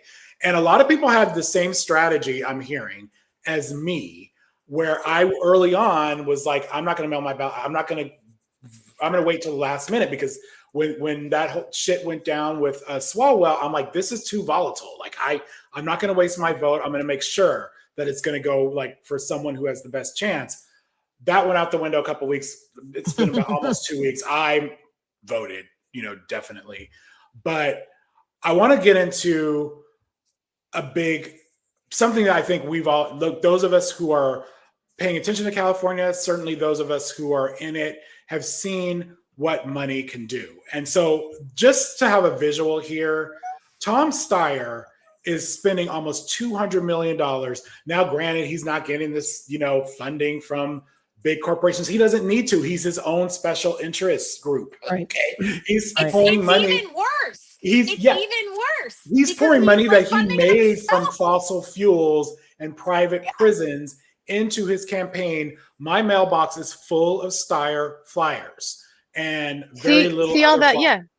See all that blue on that top line? That's big oil right there. That's coal him. Right there. And then the next one is Matt Mahan. AI, that's crypto that he's invested in.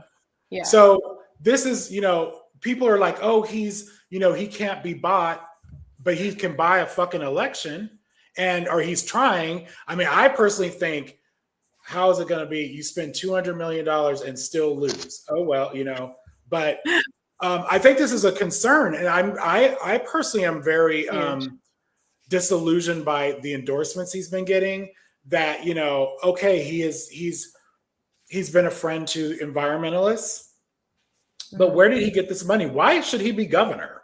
Like he can still spend that money and help the environment. I personally would like to see, and correct me if I'm wrong, he made money from private prisons. He apologized, but the correct thing to do is build, work on second chance facilities, right? Rehabilitate people that have suffered in private prisons and help them, get second chances. Like there are things he can do as a billionaire besides try and buy this fucking election. Excuse my French, but I'm really over this shit. And it's just the private prison thing, is one of the most, if you're gonna pick something to invest, that's one of the absolute worst. That's one of the most villainous. And that was never okay. He's saying, "Oh, I didn't realize. By the way, I realized later that was never okay." No, by the way, never okay. That one of those private prisons is Core Civic, which is torturing immigrants right now. Okay, that's right. So if you're the infrastructure, he invested in the infrastructure that has led to us to where we are today. Right. He is 100% responsible for what is happening right now. He's getting a pass by too many fucking people. It's just by celebrities, and let me tell you, people that actually had goodwill with Democrats, like Mark Ruffalo. They are riding for this guy. You cannot just say because he's an environmentalist. That's not enough. No, and he's not he's got that label. And that's the point. No, and he donates. I think, he donates just enough. He donates just enough to these causes, right? So that people can say, "Oh, look, he's doing good things with the environment." But the reality is he's created all of these problems, and now it's greenwashing. And now he's investing in the same companies that are going to save the problem he created. Come on, folks. He and his entire family. His son is the CEO of Green. I can't even remember the name of the company. Yeah. It's so deep. some it's other like a family And his affair. daughter, I the mean, daughter Where is have- involved in some. his It's so kids deep. are running businesses that will stand to benefit They're from CEOs. policy Yeah. that a governor sets and regulations that a governor sets. And we've seen how this works. We have that in the White House right now. That's what I posted today. I posted a whole thing on this because I was like, the fact that people can't see this. First of all, there's no such thing as a benevolent billionaire. That's like a benevolent slave owner. You cannot say an enslaver is kind. That's so fucking ridiculous. And that's what you all sound like. You sound like, oh, but he's different. He's a different billionaire. No, babe, he's not. Like, it's just, he's a billionaire because They lost the plot. his interests are aligned with other people, and it's not you unless you're in the 1%. And as Chris just said, what I pointed out today was like, we're seeing that collusion in the White House right now. These people don't operate for you, but they have enough money that they can pretend that they do. And that's the problem. This guy could be spending his money on anything, but instead he's spending it like to a dirty campaign on lies to make 200 himself. million, you guys. That is absurd money. Like, think about how much it is for us to go to the to the gas station and fill up our tanks, and this guy is spending that times like infinity to get himself elected when he doesn't even need to. Like, this is so build homeless shelters with that money, right? I mean, it's an absurd amount of money. I was all he has to do is snap his fingers, and he gets people to do whatever he wants around him because he's got money. And it's he like takes John Fetterman with money. Like, why are you doing this? Like, it's like somebody bad, but with more money. Like, that's even worse. Like, why would you do honestly, if you think he's stopping in here, the White House, in the State House in He's California? never going to stop here. He gonna keep wants to be going. president. Remember, he ran That's for right. president. So This is a platform. I wonder if folks are aware of one of the data centers, one of the AI things that he's involved in, one of the data centers that is in Florida. Apparently, of course, I mean, I hate to say, I've been watching his race very closely, and I think he tilts racist. I just do. And so a lot of people can disagree with me, but I've seen comments towards the Mexican community, the Latina community. I've seen him make snark little comments, and the excuse is it was my team, right? Or it was, well, if it's your team, you need to reevaluate for $200 million. That's the best you could do. I'm sorry. He's paying specifically Latino influencers to try and get them to stump for him, and he's got like a bot farm. That's like, it's crazy work. And I'm going on. A lot of those posts were Some going of from these foreign lives. countries. Yeah. And it's crazy how first of all, they're not letting on that they're being paid, which is a law in California. Okay. And you might have seen the controversy with Maggie Reed, who he tried to press suit against, who he paid. He actually paid her. She came with and then he receipts. accused her of being paid by Javier Becerra, which he was not.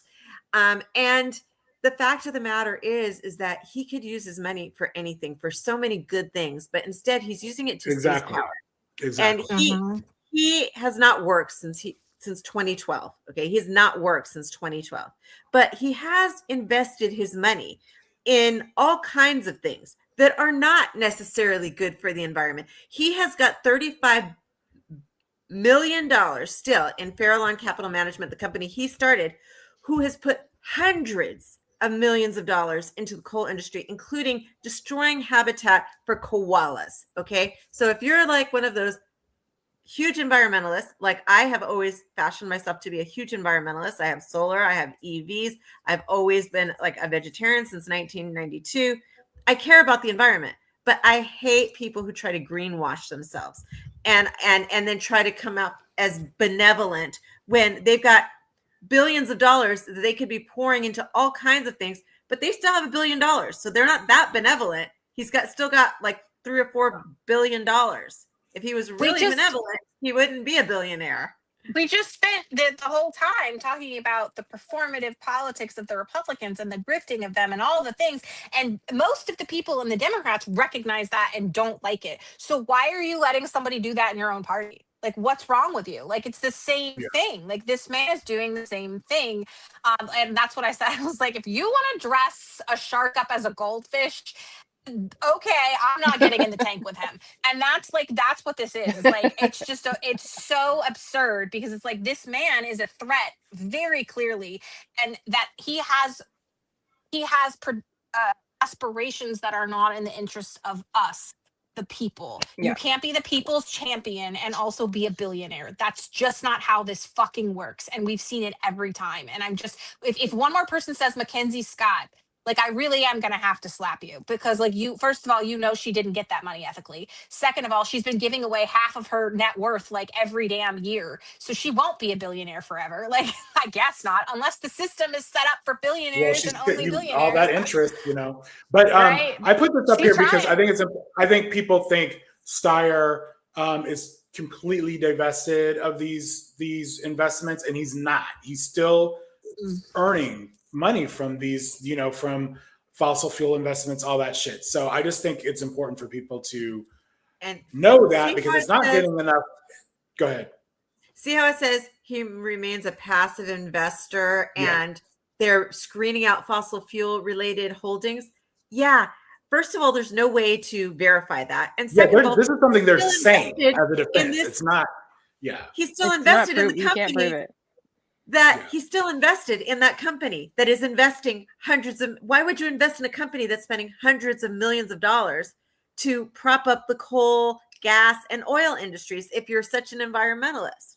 Not to mention the fact that every penny he has, all his entire fortune, is based on money that he made starting that company and getting rich off of that company that did have tons of investment in those Fruit fields. of the poisonous tree. That's exactly right. Sorry, what I'm- Chris, for interrupting. I just want to make that point so people got Yeah. it.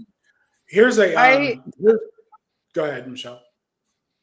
I just think people really, like, I'm seeing folks compare him, you know, to Pritzker, and I'm like, okay, I hear what you guys are saying. Like, there's this there are billionaires who might do good things, okay? But when you look really deep and you look a little bit closer, we have a gentleman who is running on this whole climate activist, environmental, we're saving the environment, but he's not doing that. Right. He is heavily right He's now. not Let's not living even the talk life. about the Like, past. Let's talk about what he's doing right now. He's invested in he's got his climate hedge fund, right? Galvanized Solutions. They are invested. He is invested in Emerald AI. And the argument I hear is, yeah, but it's to help, right? It's to help the environment. Bitch, it's still an AI. It still requires a data center. It still does damage to the environment. Damaging to What the are you environment. talking There's no way about? around that. He This is crazy. highly invested in crypto. Crypto is literally the Also next really coal. confident. Okay. And here's the thing: is It's he so bad investing for in the environment. technology to make AI data centers more environmental? Or, like, you know what I mean? Like, we do. AI is here, and we do have to find a solution to, you know, to make these data centers But don't function. tell me that you're an environmentalist and you're a climate activist and I'm going to do 100%. all these things and protect California from AI data centers. Really? Because He's an I'm sorry. opportunist. I saw your post from July 2025 because he's making this big stink about Becerra getting PG&E payments, right? Guess what? In 2025, he went to an AI leadership conference. I can't even remember the name of it right now because I'm so fired up. He attended and literally posted about it, and come to find out, he was having these little side-by-side meetings with guess who? Oh my God. Patty Poppy, the CEO of PG&E. 3 gentlemen who my are God. super invested in AI data centers, building the actual construction companies that are building them. He's all a part of that. he has every red flag of somebody who's going to make so Thank much you. money from Thank you. being in this seat in the government. Like, I'm sorry, I want somebody that I know is going to protect me and not just be out spending California's money, because it's going to end up when he's gone in 4 or 8 years, his kids get to live on in infamy. I need someone who's going to protect us, because we're dealing with these harms right now. We have 300 data centers in California right now. He wants to add to that, and he's saying, "Oh, but we're going to do it in a way that's going to, be safe." Data centers will never be safe. Okay, get that out of your brain. If it's electricity, if it's water, guess who's paying for it? If it's electricity, we are.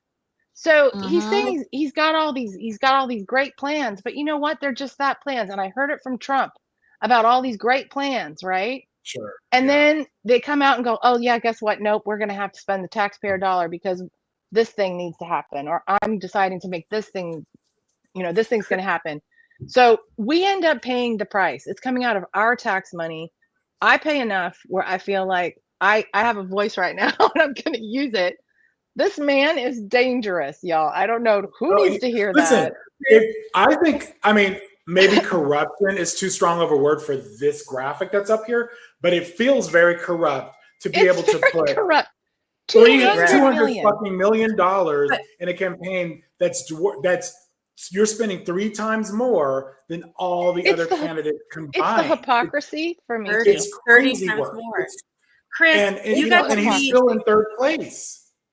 Chris, you got It's to meet absurd. Becerra and interview him, and I'm like really curious as to how that went, because I was like, "Oh my gosh!" I was so excited. That was really cool. Tell us So I think, like you guys, when Swalwell dropped, well, even before he dropped out, when all that was going down, we were like, "Fuck me." And Michelle, I know he wasn't your guy, but I was kind of like, "Okay, I'm good with him. He's a fighter." Blah blah blah.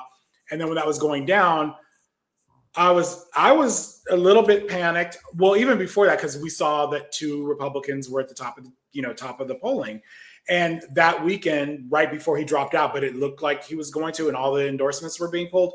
I was researching the other candidates. Becerra was always my number 2, and Milena, you and I had touched base on He this was too. my number 1. We were on the same page. Okay, you got it right, girl. So, but like researching him, I came away with thinking, you know what? He's a fighter too. He's just a strategic fighter. He's sued Trump more times than anyone. Just so many things. And I was like, okay. He uses the law. He uses the laws that we have, and he understands the procedures, the processes. And the thing I love the most is he's about stretching that dollar. Where can we use the money here? Where, and he's very knowledgeable. But here's the thing. I was being harmed. For me, he's so busy.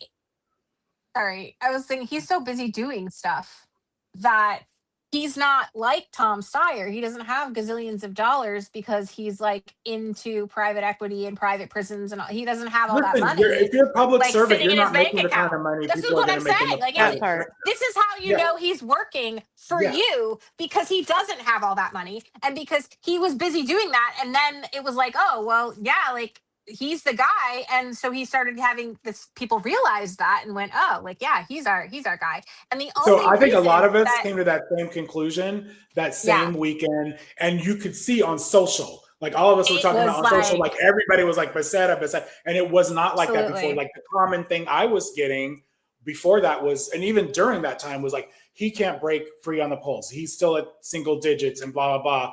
Well, to answer Milena's question, besides, Michelle, what you were saying about the experience, about stretching the dollar, I also think he is a decent man and a man of character. Yeah, absolutely. And those are things we don't often talk about in politics. I don't get. And I feel like for me, that has become very important. Like we need decency, and I'm sick of this shit where these people are like freaks. So like, when I interviewed him, I asked him about Chevron. I was like, this is probably something he doesn't want to talk about, but I feel like we're in touch with our own social following and whatever. And that was one of the things I was getting the most pushback on, was like, he got, even in my own family, they're like, well, he took that $39,000 donation from Chevron. So I asked him about it, and he went on to truth tell. He was like, look, yeah, I did take that donation. He wasn't trying to like skirt around it, but he's like, you know why? Because I'm not a billionaire. I'm not a rich man. I need to finance a campaign. I have payroll to make. And if people want to donate to my campaign, I'm not in a position to say no. I mean, you could see where he's at on this. He's number 4. He has he's raised he spent $11.2 million versus Matt Mahan 15 point something. I have my glasses. And then Tom and Matt Mahan has been completely like his campaign's been purchased by big tech. Just so you know, we knew that from the get. Like he's way at the bottom of my choices. Like I can't vote for him. And so I would say up until I got this in the mail, I was kind of like, I was like, you know what? Steyer's still my number 2. If I'm okay with him on, as on the general ballot, not anymore. And I still will say that I will vote for the Democrat because they're better than both Republicans, but I will have to take gummies or some shit to like circle. Yeah, taking gummies. Really going to be hard. Tequila. Yeah. I would rather have Katie Porter, and I'm really not a fan of her, but I would rather have her than Steyer at this point. Same. But I know you guys got this. If people in California, I think everyone with his money, everyone got, now whether they paid attention to it or not, they got this flyer. And can we talk about that flyer for a minute? Yeah, let's do that. So I don't know if this shows on the screen that well, but in person, my immediate reaction was like, they made him look darker and villainous on purpose here. And I really have a problem when people use people of color and darken their skin tone to try and make them. Just did that with Jasmine Crockett. Just did that with Jasmine Crockett. And so I don't know if this strikes everyone like this, but it was my immediate reaction. Like, what the hell is this? I met this man, and this isn't even looking like the man I met. And you've seen him live on videos, photos of him. Where do you find this picture? So I'm disgusted by it. I'm absolutely disgusted by it. And I lies. Filled with lies. This is exactly what they did in Virginia, right? If y'all remember with the redistricting election that we just had, and what they did in the flyers that they sent out, and the information that they sent out that was like patently false, and that they had done all of this to try to create this, like dark cloud around Abigail Spanberger and the Democrats and what was happening. And the crazy part was, like, that was Republicans. The crazy part is this is a Democrat. And then y'all are going to stand like eye to eye with me and tell me that he's for the people. Like, the fuck are you talking about? Like, this man is willing to lie, and he's willing to besmirch his colleague. This is a colleague. This is somebody on your team. Like, he could be fighting any of the Republicans right now, but he's fighting the person that's at the top because that's all that matters to this guy. Like, he doesn't care about democracy. Like, he doesn't care about the will of the people. He cares about influencing something because he wants to win, because these billionaires have not had to take a back seat ever because they pay for the front seat. And this is the problem. And these flyers are going to keep happening, and that's the only reason Becerra hasn't totally run away with this. Listen, I would say 90% of my flyers are Steyer flyers. Like, I have an entire redwood tray on my counter right now because of the flyers. Until we get rid of Citizens United, that part, we cannot have a purity test for our candidates on fundraising. I mean, there should be. I think it's fair to have red lines, okay? But we're, like a private prison donating to a candidate, like, I'm not voting for you. But I just think we have to accept the fact that candidates have to raise money. And if we hold them to the standard that Republicans are not being held to, we are positioning them to lose. Now, California is a very traditionally blue state, so it's hard to imagine Chad Hilton. I'm morphing them together. Steve Hilton and any of the Democrats, him beating any of them on the general, but it's not impossible. And with this kind of money, it's not. I mean, we've seen it happen. So, but I just think I think too many Democrats have these purity tests, and it's unrealistic to hold our candidates. And I know people are going to call me an asshole and whatever else, and whatever. I do not care. I cannot fund a candidate that I think is amazing. I just can't do it. I don't have enough money. So I need them to raise money. They have to in order to win. And it does not mean they are in the pocket of, so take Becerra, for example. He took that donation from Chevron. His history is actually suing fossil fuel companies on behalf of California. His background is actually holding California to high energy standards as Attorney General. And so he is on record of having done that. I don't see him just being like, oh, Chevron, you're going to get a pass because I'm governor now. It's just not. And I think I think people are just like, oh, he took Chevron money, it's over. Obviously, enough of us are seeing the light where we're like, you know what? You're trying to buy an election, Tom Steyer. Like, you're not buying my vote. And he's bought influencers. He is, I don't know what agreement he's making with these huge endorsements. People are saying, oh, he donated to their foundations and this kind of a thing. We're not naive. We know there's deals that are being made, but it's, no. Y'all, he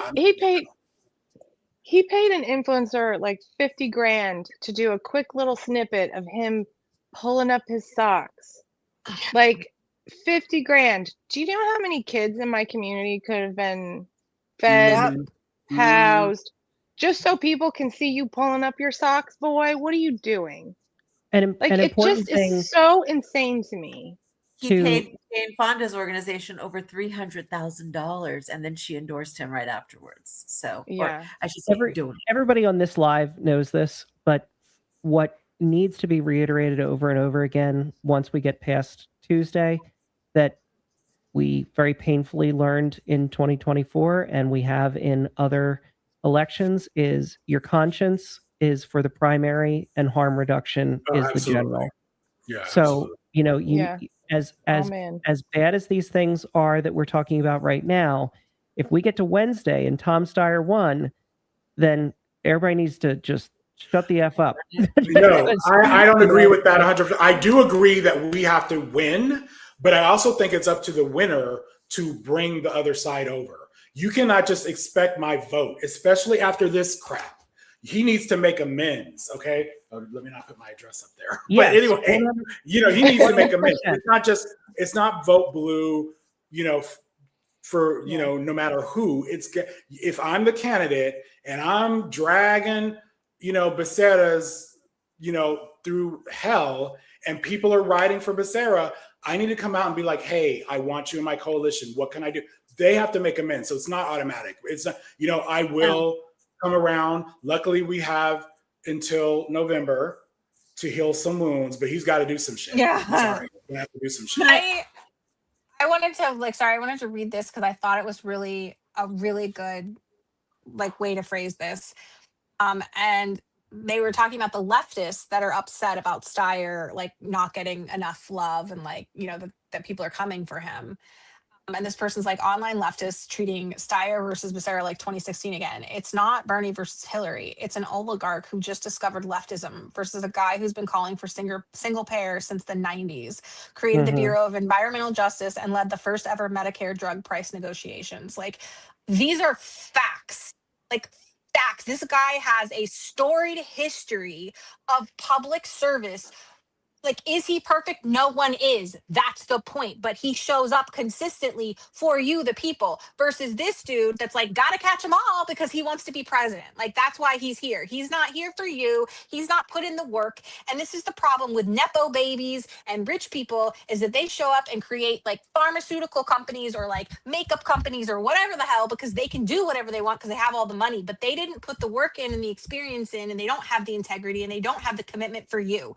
And I don't know how many times you have to see a billionaire grift the fuck out of this country before you're like, you know what? I'm going to maybe go with the guy that actually shows up and isn't a billionaire. That's the thing that's the wildest part the to 988 me. number, which is for people who are having mental health crises. He also defended DACA recipients. He defended reproductive health care again and again, and did a lot for reproductive health care while he was while he was Secretary of Health and Human Services for 4 years, where he had a budget 4 times the size of California's budget and balanced it every single year. And on top of that, his wife is a gynecologist, an OBGYN for at-risk pregnancies. So he really cares about reproductive care, which is Put it in my very veins. important. Like, that's It's so very good. important. And so I hope that you guys will consider not just like voting, which is super important, but doing something. And there are so many other campaigns going on in California. We have a race in California 40th, which is my district, and it is also a jungle primary. And in that jungle primary, we have 2 Republicans that are members of Congress right now, and we have 1 Democrat that's so close, like almost tied. But in order for her to get on the ballot, we need people to like volunteer and make phone calls. You should put her name in the comments. I will. It's Esther Kim Barrett. So I hope that you'll consider volunteering or making phone calls or donating or something. I started following her since you told me about her. Yeah, me too. And Yay, I have thank to you. say, she's very impressive. I really like her. We went knocking on doors together last week, and I will say she nice. is fierce.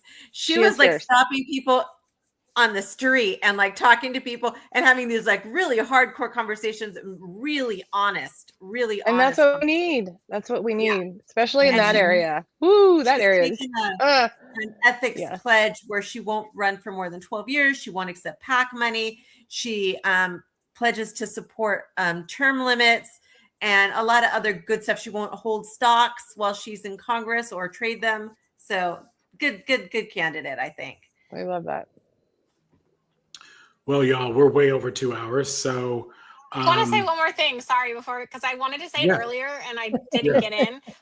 While we were on the live, I don't know if this story broke earlier, but it broke on Instagram while we were on the live of the $9.7 billion Pentagon contract went to Dell after Trump acquires stock.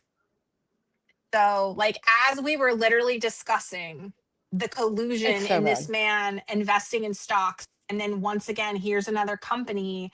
And part of the problem is that it's companies that you know, like Apple and Dell, and these products that you own, and you're like, well, yeah, they're bad because they're companies, but I like, like how bad can they be? Like they're not based in Russia. Like it's still a quid pro quo. Like it's still him expanding his financial portfolio. He is basing contracts for our military on companies that he's getting, like that he's bought stock into, that And will do his bidding. That makes total sense after the press conference with Michael Dell and Trump, and I'm going to give away all this money, and I'm going to make Right. you look good, and in return, I'm going to get this contract. There you go. Yeah. Let's, before we feel go, like we're let's play seeing a one more pattern. video. Let's play one more video. We're talking about corruption.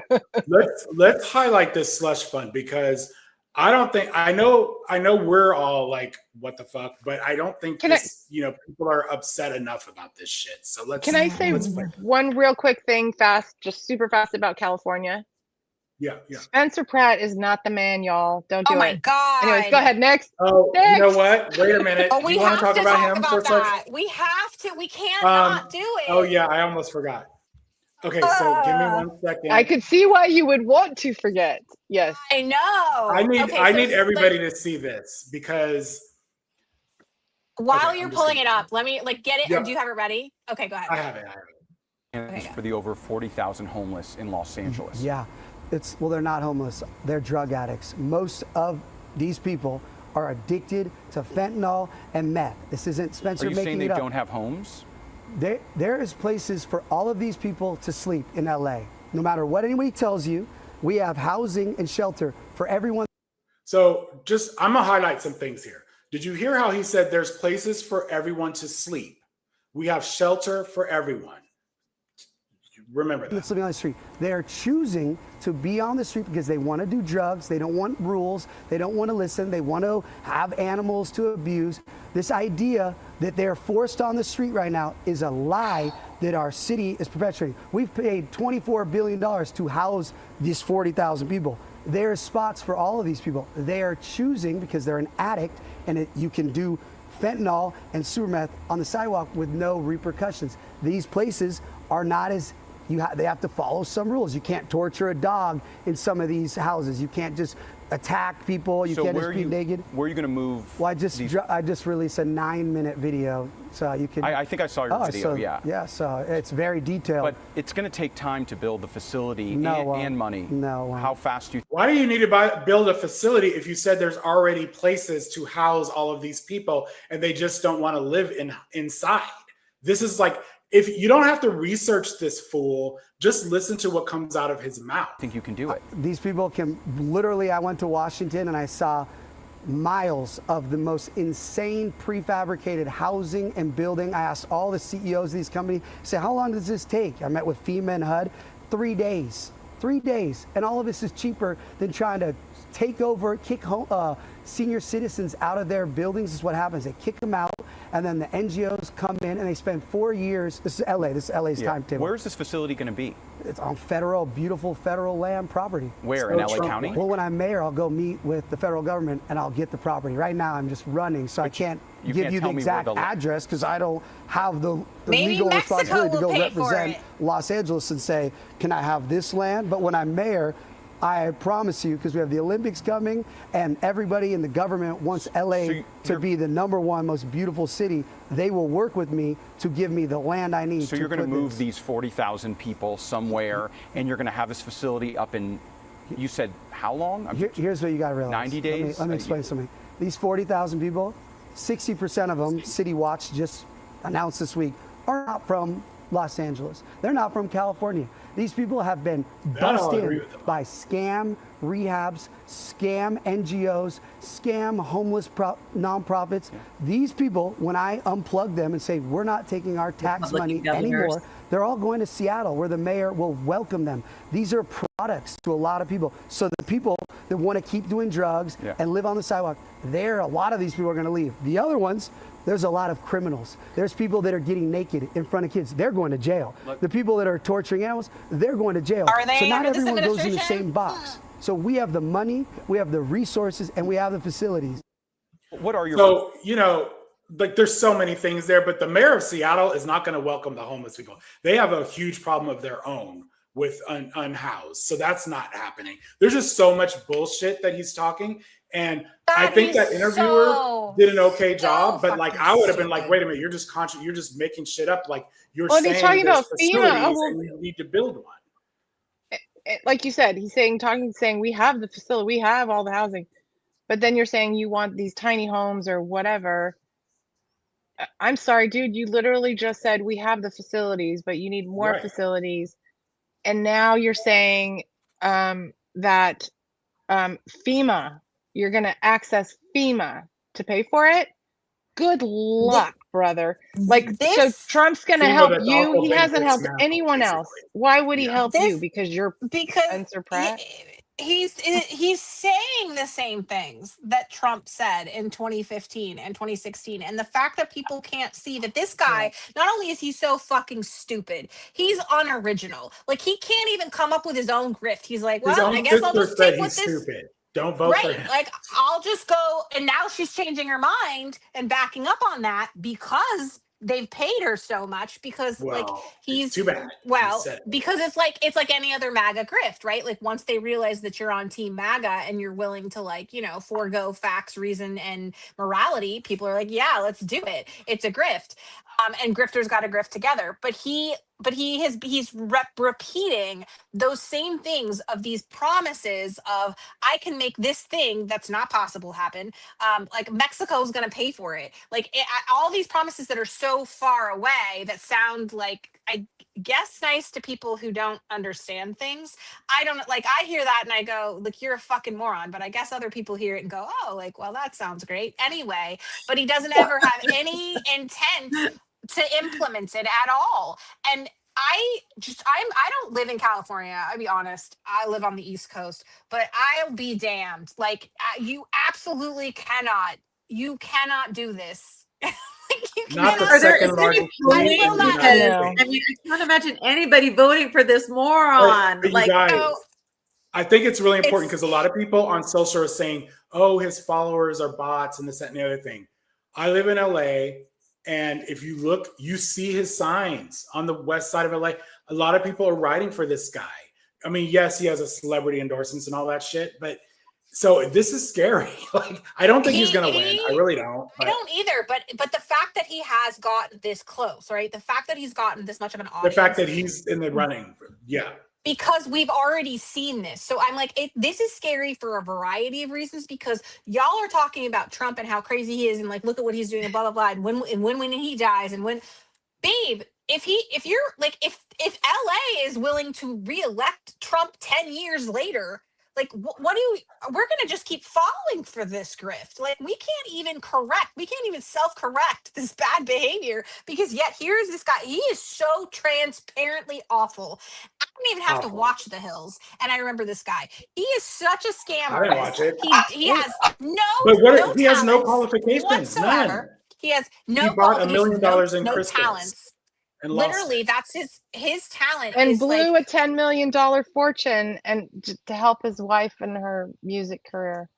he's peacocking. He's doing that thing where he goes and gets something ridiculous, and that's what everybody's looking at, because he has nothing else underneath him. He has nothing to give, He and didn't so he have just fire insurance on his home in the Palisades. That part. That is in a definite fire zone, and this is no one's fault but his own. Okay. And then he's not taking that responsibility, which again, like, And he's a conspiracy theorist. He doesn't believe in Sandy Hook. You're evil. Like, He thought the Mayan calendar end of the world thing was going to come true, and so tried to Brewster's Millions get rid of all of his money before the Mayan apocalypse of 2012. So if I meet you and you tell me you voted for Pratt, like, we can't be friends. I'm sorry. I didn't slap you around. like way worse. This You is have to worse be than like clever than him to vote for him. I mean, you really This have to is be worse. dumb. I feel like this is worse Dumb. than RFK Jr. almost, like in some ways I think it's worse than voting for Trump, because at least people had some reasoning, like whether it was flawed or not is, but like, what is your reason for this guy's running on grievance politics, but he has nothing else like, that's it, like nothing, no policy, no qualifications. I mean, I just, and he contradicts himself in just a simple interview. He really is like Trump again. He's a failed reality star, like, that has no political experience, that actually isn't good with finance at all, but just makes these grandiose claims and that's what, if you put on enough designer stuff and you know enough people, then you can pretend and cosplay. This is exactly the same thing. Like, how? But wait, it's not cosplay. It's not cosplay when you have a deal to produce another reality show called The Mayor. Yes. Yeah. Right. Just saying. I'm just like, look, if I wanted attention, if I cared enough about attention, I wish I did, because like, it's so damn easy to step out as a Republican and just take all of your fucking money. Like, these people have no discernible skills whatsoever. They're just loud. They're just loud and obnoxious. Like, and maybe they can put on a bikini, or maybe they can put on a designer suit and hoard some $1 million crystals, like, whatever. There is just absolutely nothing of substance there. And I'm embarrassed. I'm thoroughly embarrassed, not just for LA, but the fact that people cannot see this pattern right before their fucking eyes. It's almost like we deserve it. It's almost like I'm embarrassed for LA. I am. I'm whoever sorry. running the simulation has gone too far. Like, this is too far. Like, we can't. Agreed. Can't do it. This is gonna send me over the edge. I wish you would have had there's a meme going around of him holding, it's real, of him holding these big giant crystals. The crystals. Like, the solution to everything. Oh my God. Okay, one last video, you guys. This will make, if you are a Steyer supporter, you're not going to like this one, but if you're a Becerra supporter, you will. So let's. Okay. And I'm sorry. Too bad. Clearly, there are a lot of Democrats, and we see this in the PPIC poll, have held on to their ballots because they weren't sure about whether or not they're going to be locked out of the top two. Remember, that was the narrative for such a long time. When we talked about it, the media talked about it, the possibility of two Republicans finishing 1 and 2 because there were 8 Democrats running could split up the vote. Well, a lot of Democrats still believe that. The party no longer believes that. Rusty Hicks, the chair of the California Democratic Party, says, no, we will have a Democrat in the top 2. But a lot of Democrats were waiting to see who they should vote for to make sure they had somebody in that top 2. And this is the guy that they went to, Xavier Becerra. Keep in mind, it was just over 2 months ago. He was polling so poorly that he was not going to be included in the USC debate. Now, Tom Steyer is the guy who's closest to him. Remember, Steyer's not trying to catch Becerra. He's actually trying to catch Steve Hilton, the Republican, he's 5 points behind. He's hoping to get in the #2 slot so he can go mano-a-mano with Becerra in the fall. I understand Tom Steyer has 2 more hit pieces out today attacking Xavier Becerra. I think it's too late. He should save his money. I love that part. I think it's too late. He should save his money. That says it all. I think it's too late. It is. I mean, he's #3 and not even close. I mean, this is not an election result, but if it were, it's a blowout. Can I also ask a question? What happened to how old is he? Huh? How old is Tom Steyer? Oh, he's the same age as Becerra, which is 60. I don't remember. In his mid 60s, I want to say, or late 60s. Do you guys know? Man, much older. Evil. No, Really they're the does same age. Evil really does age you. Okay, never mind. Okay, that's what my question was like, why does he look so much older? But I got my answer. Thank you. And so everybody vote. And can we talk a little bit about maybe go to a Dropbox and not necessarily the post office at this point? Yeah. Because the Yes, Trump yes, administration you need said to that do they're not that. going He's to- 58 years old. Yeah, the Trump administration said that they might not be postmarking on the day of. And so the Democratic Party is saying, well, now just to be safe, with your ballot to I did that a with my Dropbox. Virginia Unless you can't, then stick in the, I mean, you got to vote. So if you can't make it to a Dropbox, stick in the post office, but do ballot tracker, do ballot tracks. Melinda, that's like ballot. subscribe to ballot tracking. You're always enrolled. So once you do it, it's not like you have to do it every election. And I know where my ballot is at all times. I know it's on the way to me. I know the post office has picked it up. I did the post office the U.S. Postal Service because I did it like almost 2 weeks ago. If you And go I to got the post I got a office- text 2 days later. What's that? If you go to the post office, you can ask them to postmark your envelope. Right. Even the if day you're going to go, I wouldn't. I would not just drop it in a mailbox. I would take it in. and have them also process it. even the drop boxes, please make sure they're in a secure location. Do not in LA. I can't speak to other counties, but in LA County, we have some that are, even if there's a library, it'll be on literally the street corner by a bus stop. And people, pranksters put soda in there and dog shit. Make sure it's in my wife happened to drop hers. There was a drop box at a senior center and she got worried because she didn't get the text. She didn't get, she subscribes to Ballot Tracker also. And so she actually called the senior center and they're like, well, it was picked up. She didn't get the text. So she was upset. So she contacted LA County and they said, yes, yours was picked up on the 23rd. Oh, good. Okay. And also you can find the closest ballot boxes, the drop boxes to your house too, by doing a Google search very simply. So if you don't know where one is, you can find one. And on the county website, it will have it as well. Right. And you can register day of. So say, for example, you have a 17-year-old and they're going to be 18 on June 2nd. They can register at the polls. I mean, you can register at 16 in California, but some people haven't. Or maybe you just became a U.S. citizen and you're going to vote for the first time. That would be awesome. So don't forget. To Melinda's point, so this graphic here has some basic information. So our election day is June 2nd. If you miss the May 18th registration deadline, like Melinda said, you can register at any voting center same day. And we have, so you can, is it this way in all of California? I know in LA County, you can go to any voting center location, right? It's not right. precinct in the based. county. You have to go by your house. So you can go to any So I would honestly, if I wouldn't stick my ballot in a drop box on the day of, I would just go to the nearest voting center.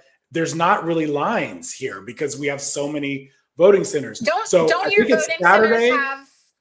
Don't they have What's like that? ours has a separate box set up for people that are bringing those ballots. So Yes, you don't that have too. to And you don't have to wait That in I line. think You is don't- very But important. it's Yeah. inside. It's inside, Yes. so you know it's Right. getting counted that day. But you don't have to wait in a Yes. line. You can just go in and drop it off in that box. Yeah. So like that's a great way to do it.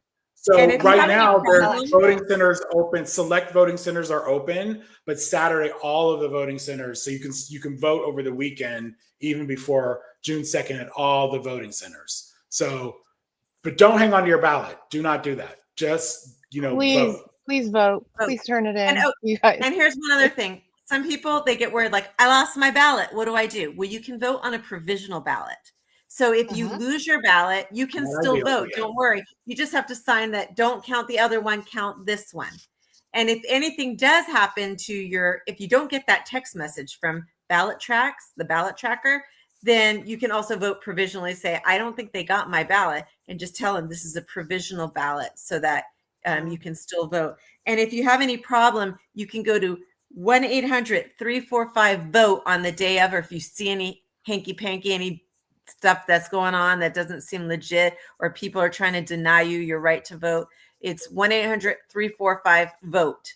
So this way you make sure And to that dispel a little bit of misinformation, people think it's like anybody can vote in California, or you can vote twice because you have your mail-in ballot and you can go in person. When you go vote in person, they cancel out. You don't have to bring. It used to be you had to surrender your mail-in ballot. Like I've been a mail-in ballot for even before we did that statewide, but I would have to surrender my ballot and then I'd be able to vote in person. Now you don't have to surrender; they cancel it in the system, so you cannot vote twice here in California.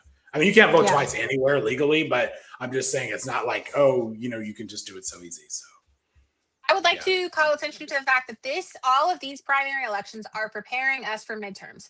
And so it's really, really important that you pay attention, see what's happening. If there's anything that looks not right, if there's anything that looks funky. Also, if maybe you kind of check out and see what it would be like to be a poll worker, like, right? What the things that you could do to help, because we're going to all have to do that on the midterm day, right? Maybe not in your precinct, maybe in an area that needs your help. So I think that this is a really good, even if you feel like, all my candidates have it in the bag or whatever, this is a fact-finding mission for you as well. Like, you are doing recon and figuring out what's running smoothly, what's not, how do we improve things for midterms? How do we get that voter turnout higher? This is like a long journey, y'all. It's going to be a long few months until we get to November. This is an important part of it. What is her name? Teresa pointed out, she misses living in California because it was so much easier to vote here. That is not lost on me. I don't think anyone on this call. I recognize my, I don't know if I want to say it's a privilege, but I recognize my good fortune to be able to, I said this on a previous live, I've never in my life had to worry about whether my vote would count or I was going to have a hard time voting. I do not know what that feels like. And that is, I wish every state was like I that. do. Okay, well. Registering same day. Chris, you made my point. Y'all fancy in California. Registering same day is such a privilege and so awesome that y'all have that. And that is what we should all have. That should be available to everyone. I have another Red story. states have prevented that. So when we changed to the computerized voting machines, because before it was like you stuck your pin in the little thing and whatever. I was like, I don't know about this. And so when they did that, I did go to the primary, and this was actually during lockdown in COVID. Got my mask on, went and voted in person, and I was very pleased because I went to the machine, voted it. You vote in the machine on the computer. It prints out a physical copy of your ballot, so it's not like you're just voting and it disappears into the ethers. They're printing out a physical copy of your ballot. You take it into the box. You put it in the box. The box is right there. And that's it. And I think you get a receipt. I think you get a little paper receipt. So it's secure. And U.S. mail is secure. We're just not trusting the delivery, the dates right now. but it is very secure. And it is, if you tamper with the mail, that's a federal crime. So good luck with that. Well, All right. yeah. I mean, like I ordered Amazon and it was supposed to be here, like, you know, they say, oh, next day. It takes me 3 days to get my Amazon stuff here. But you can track it. You can track your Amazon package. But I can track it. You can. You're You can right. track your ballot. All right, guys. Well, this has been a great live. Thanks for everyone for tuning in. And it was great Thanks, chatting with everybody. y'all. All right. Have a nice Get first day. those ballots in, Right. people. June 2nd. And there's a lot of state. I should have done a list of Adopt all a the primary representative. states. And next Thursday we'll talk about the results. So that'll be interesting. Yeah. Woo. Good night, everyone.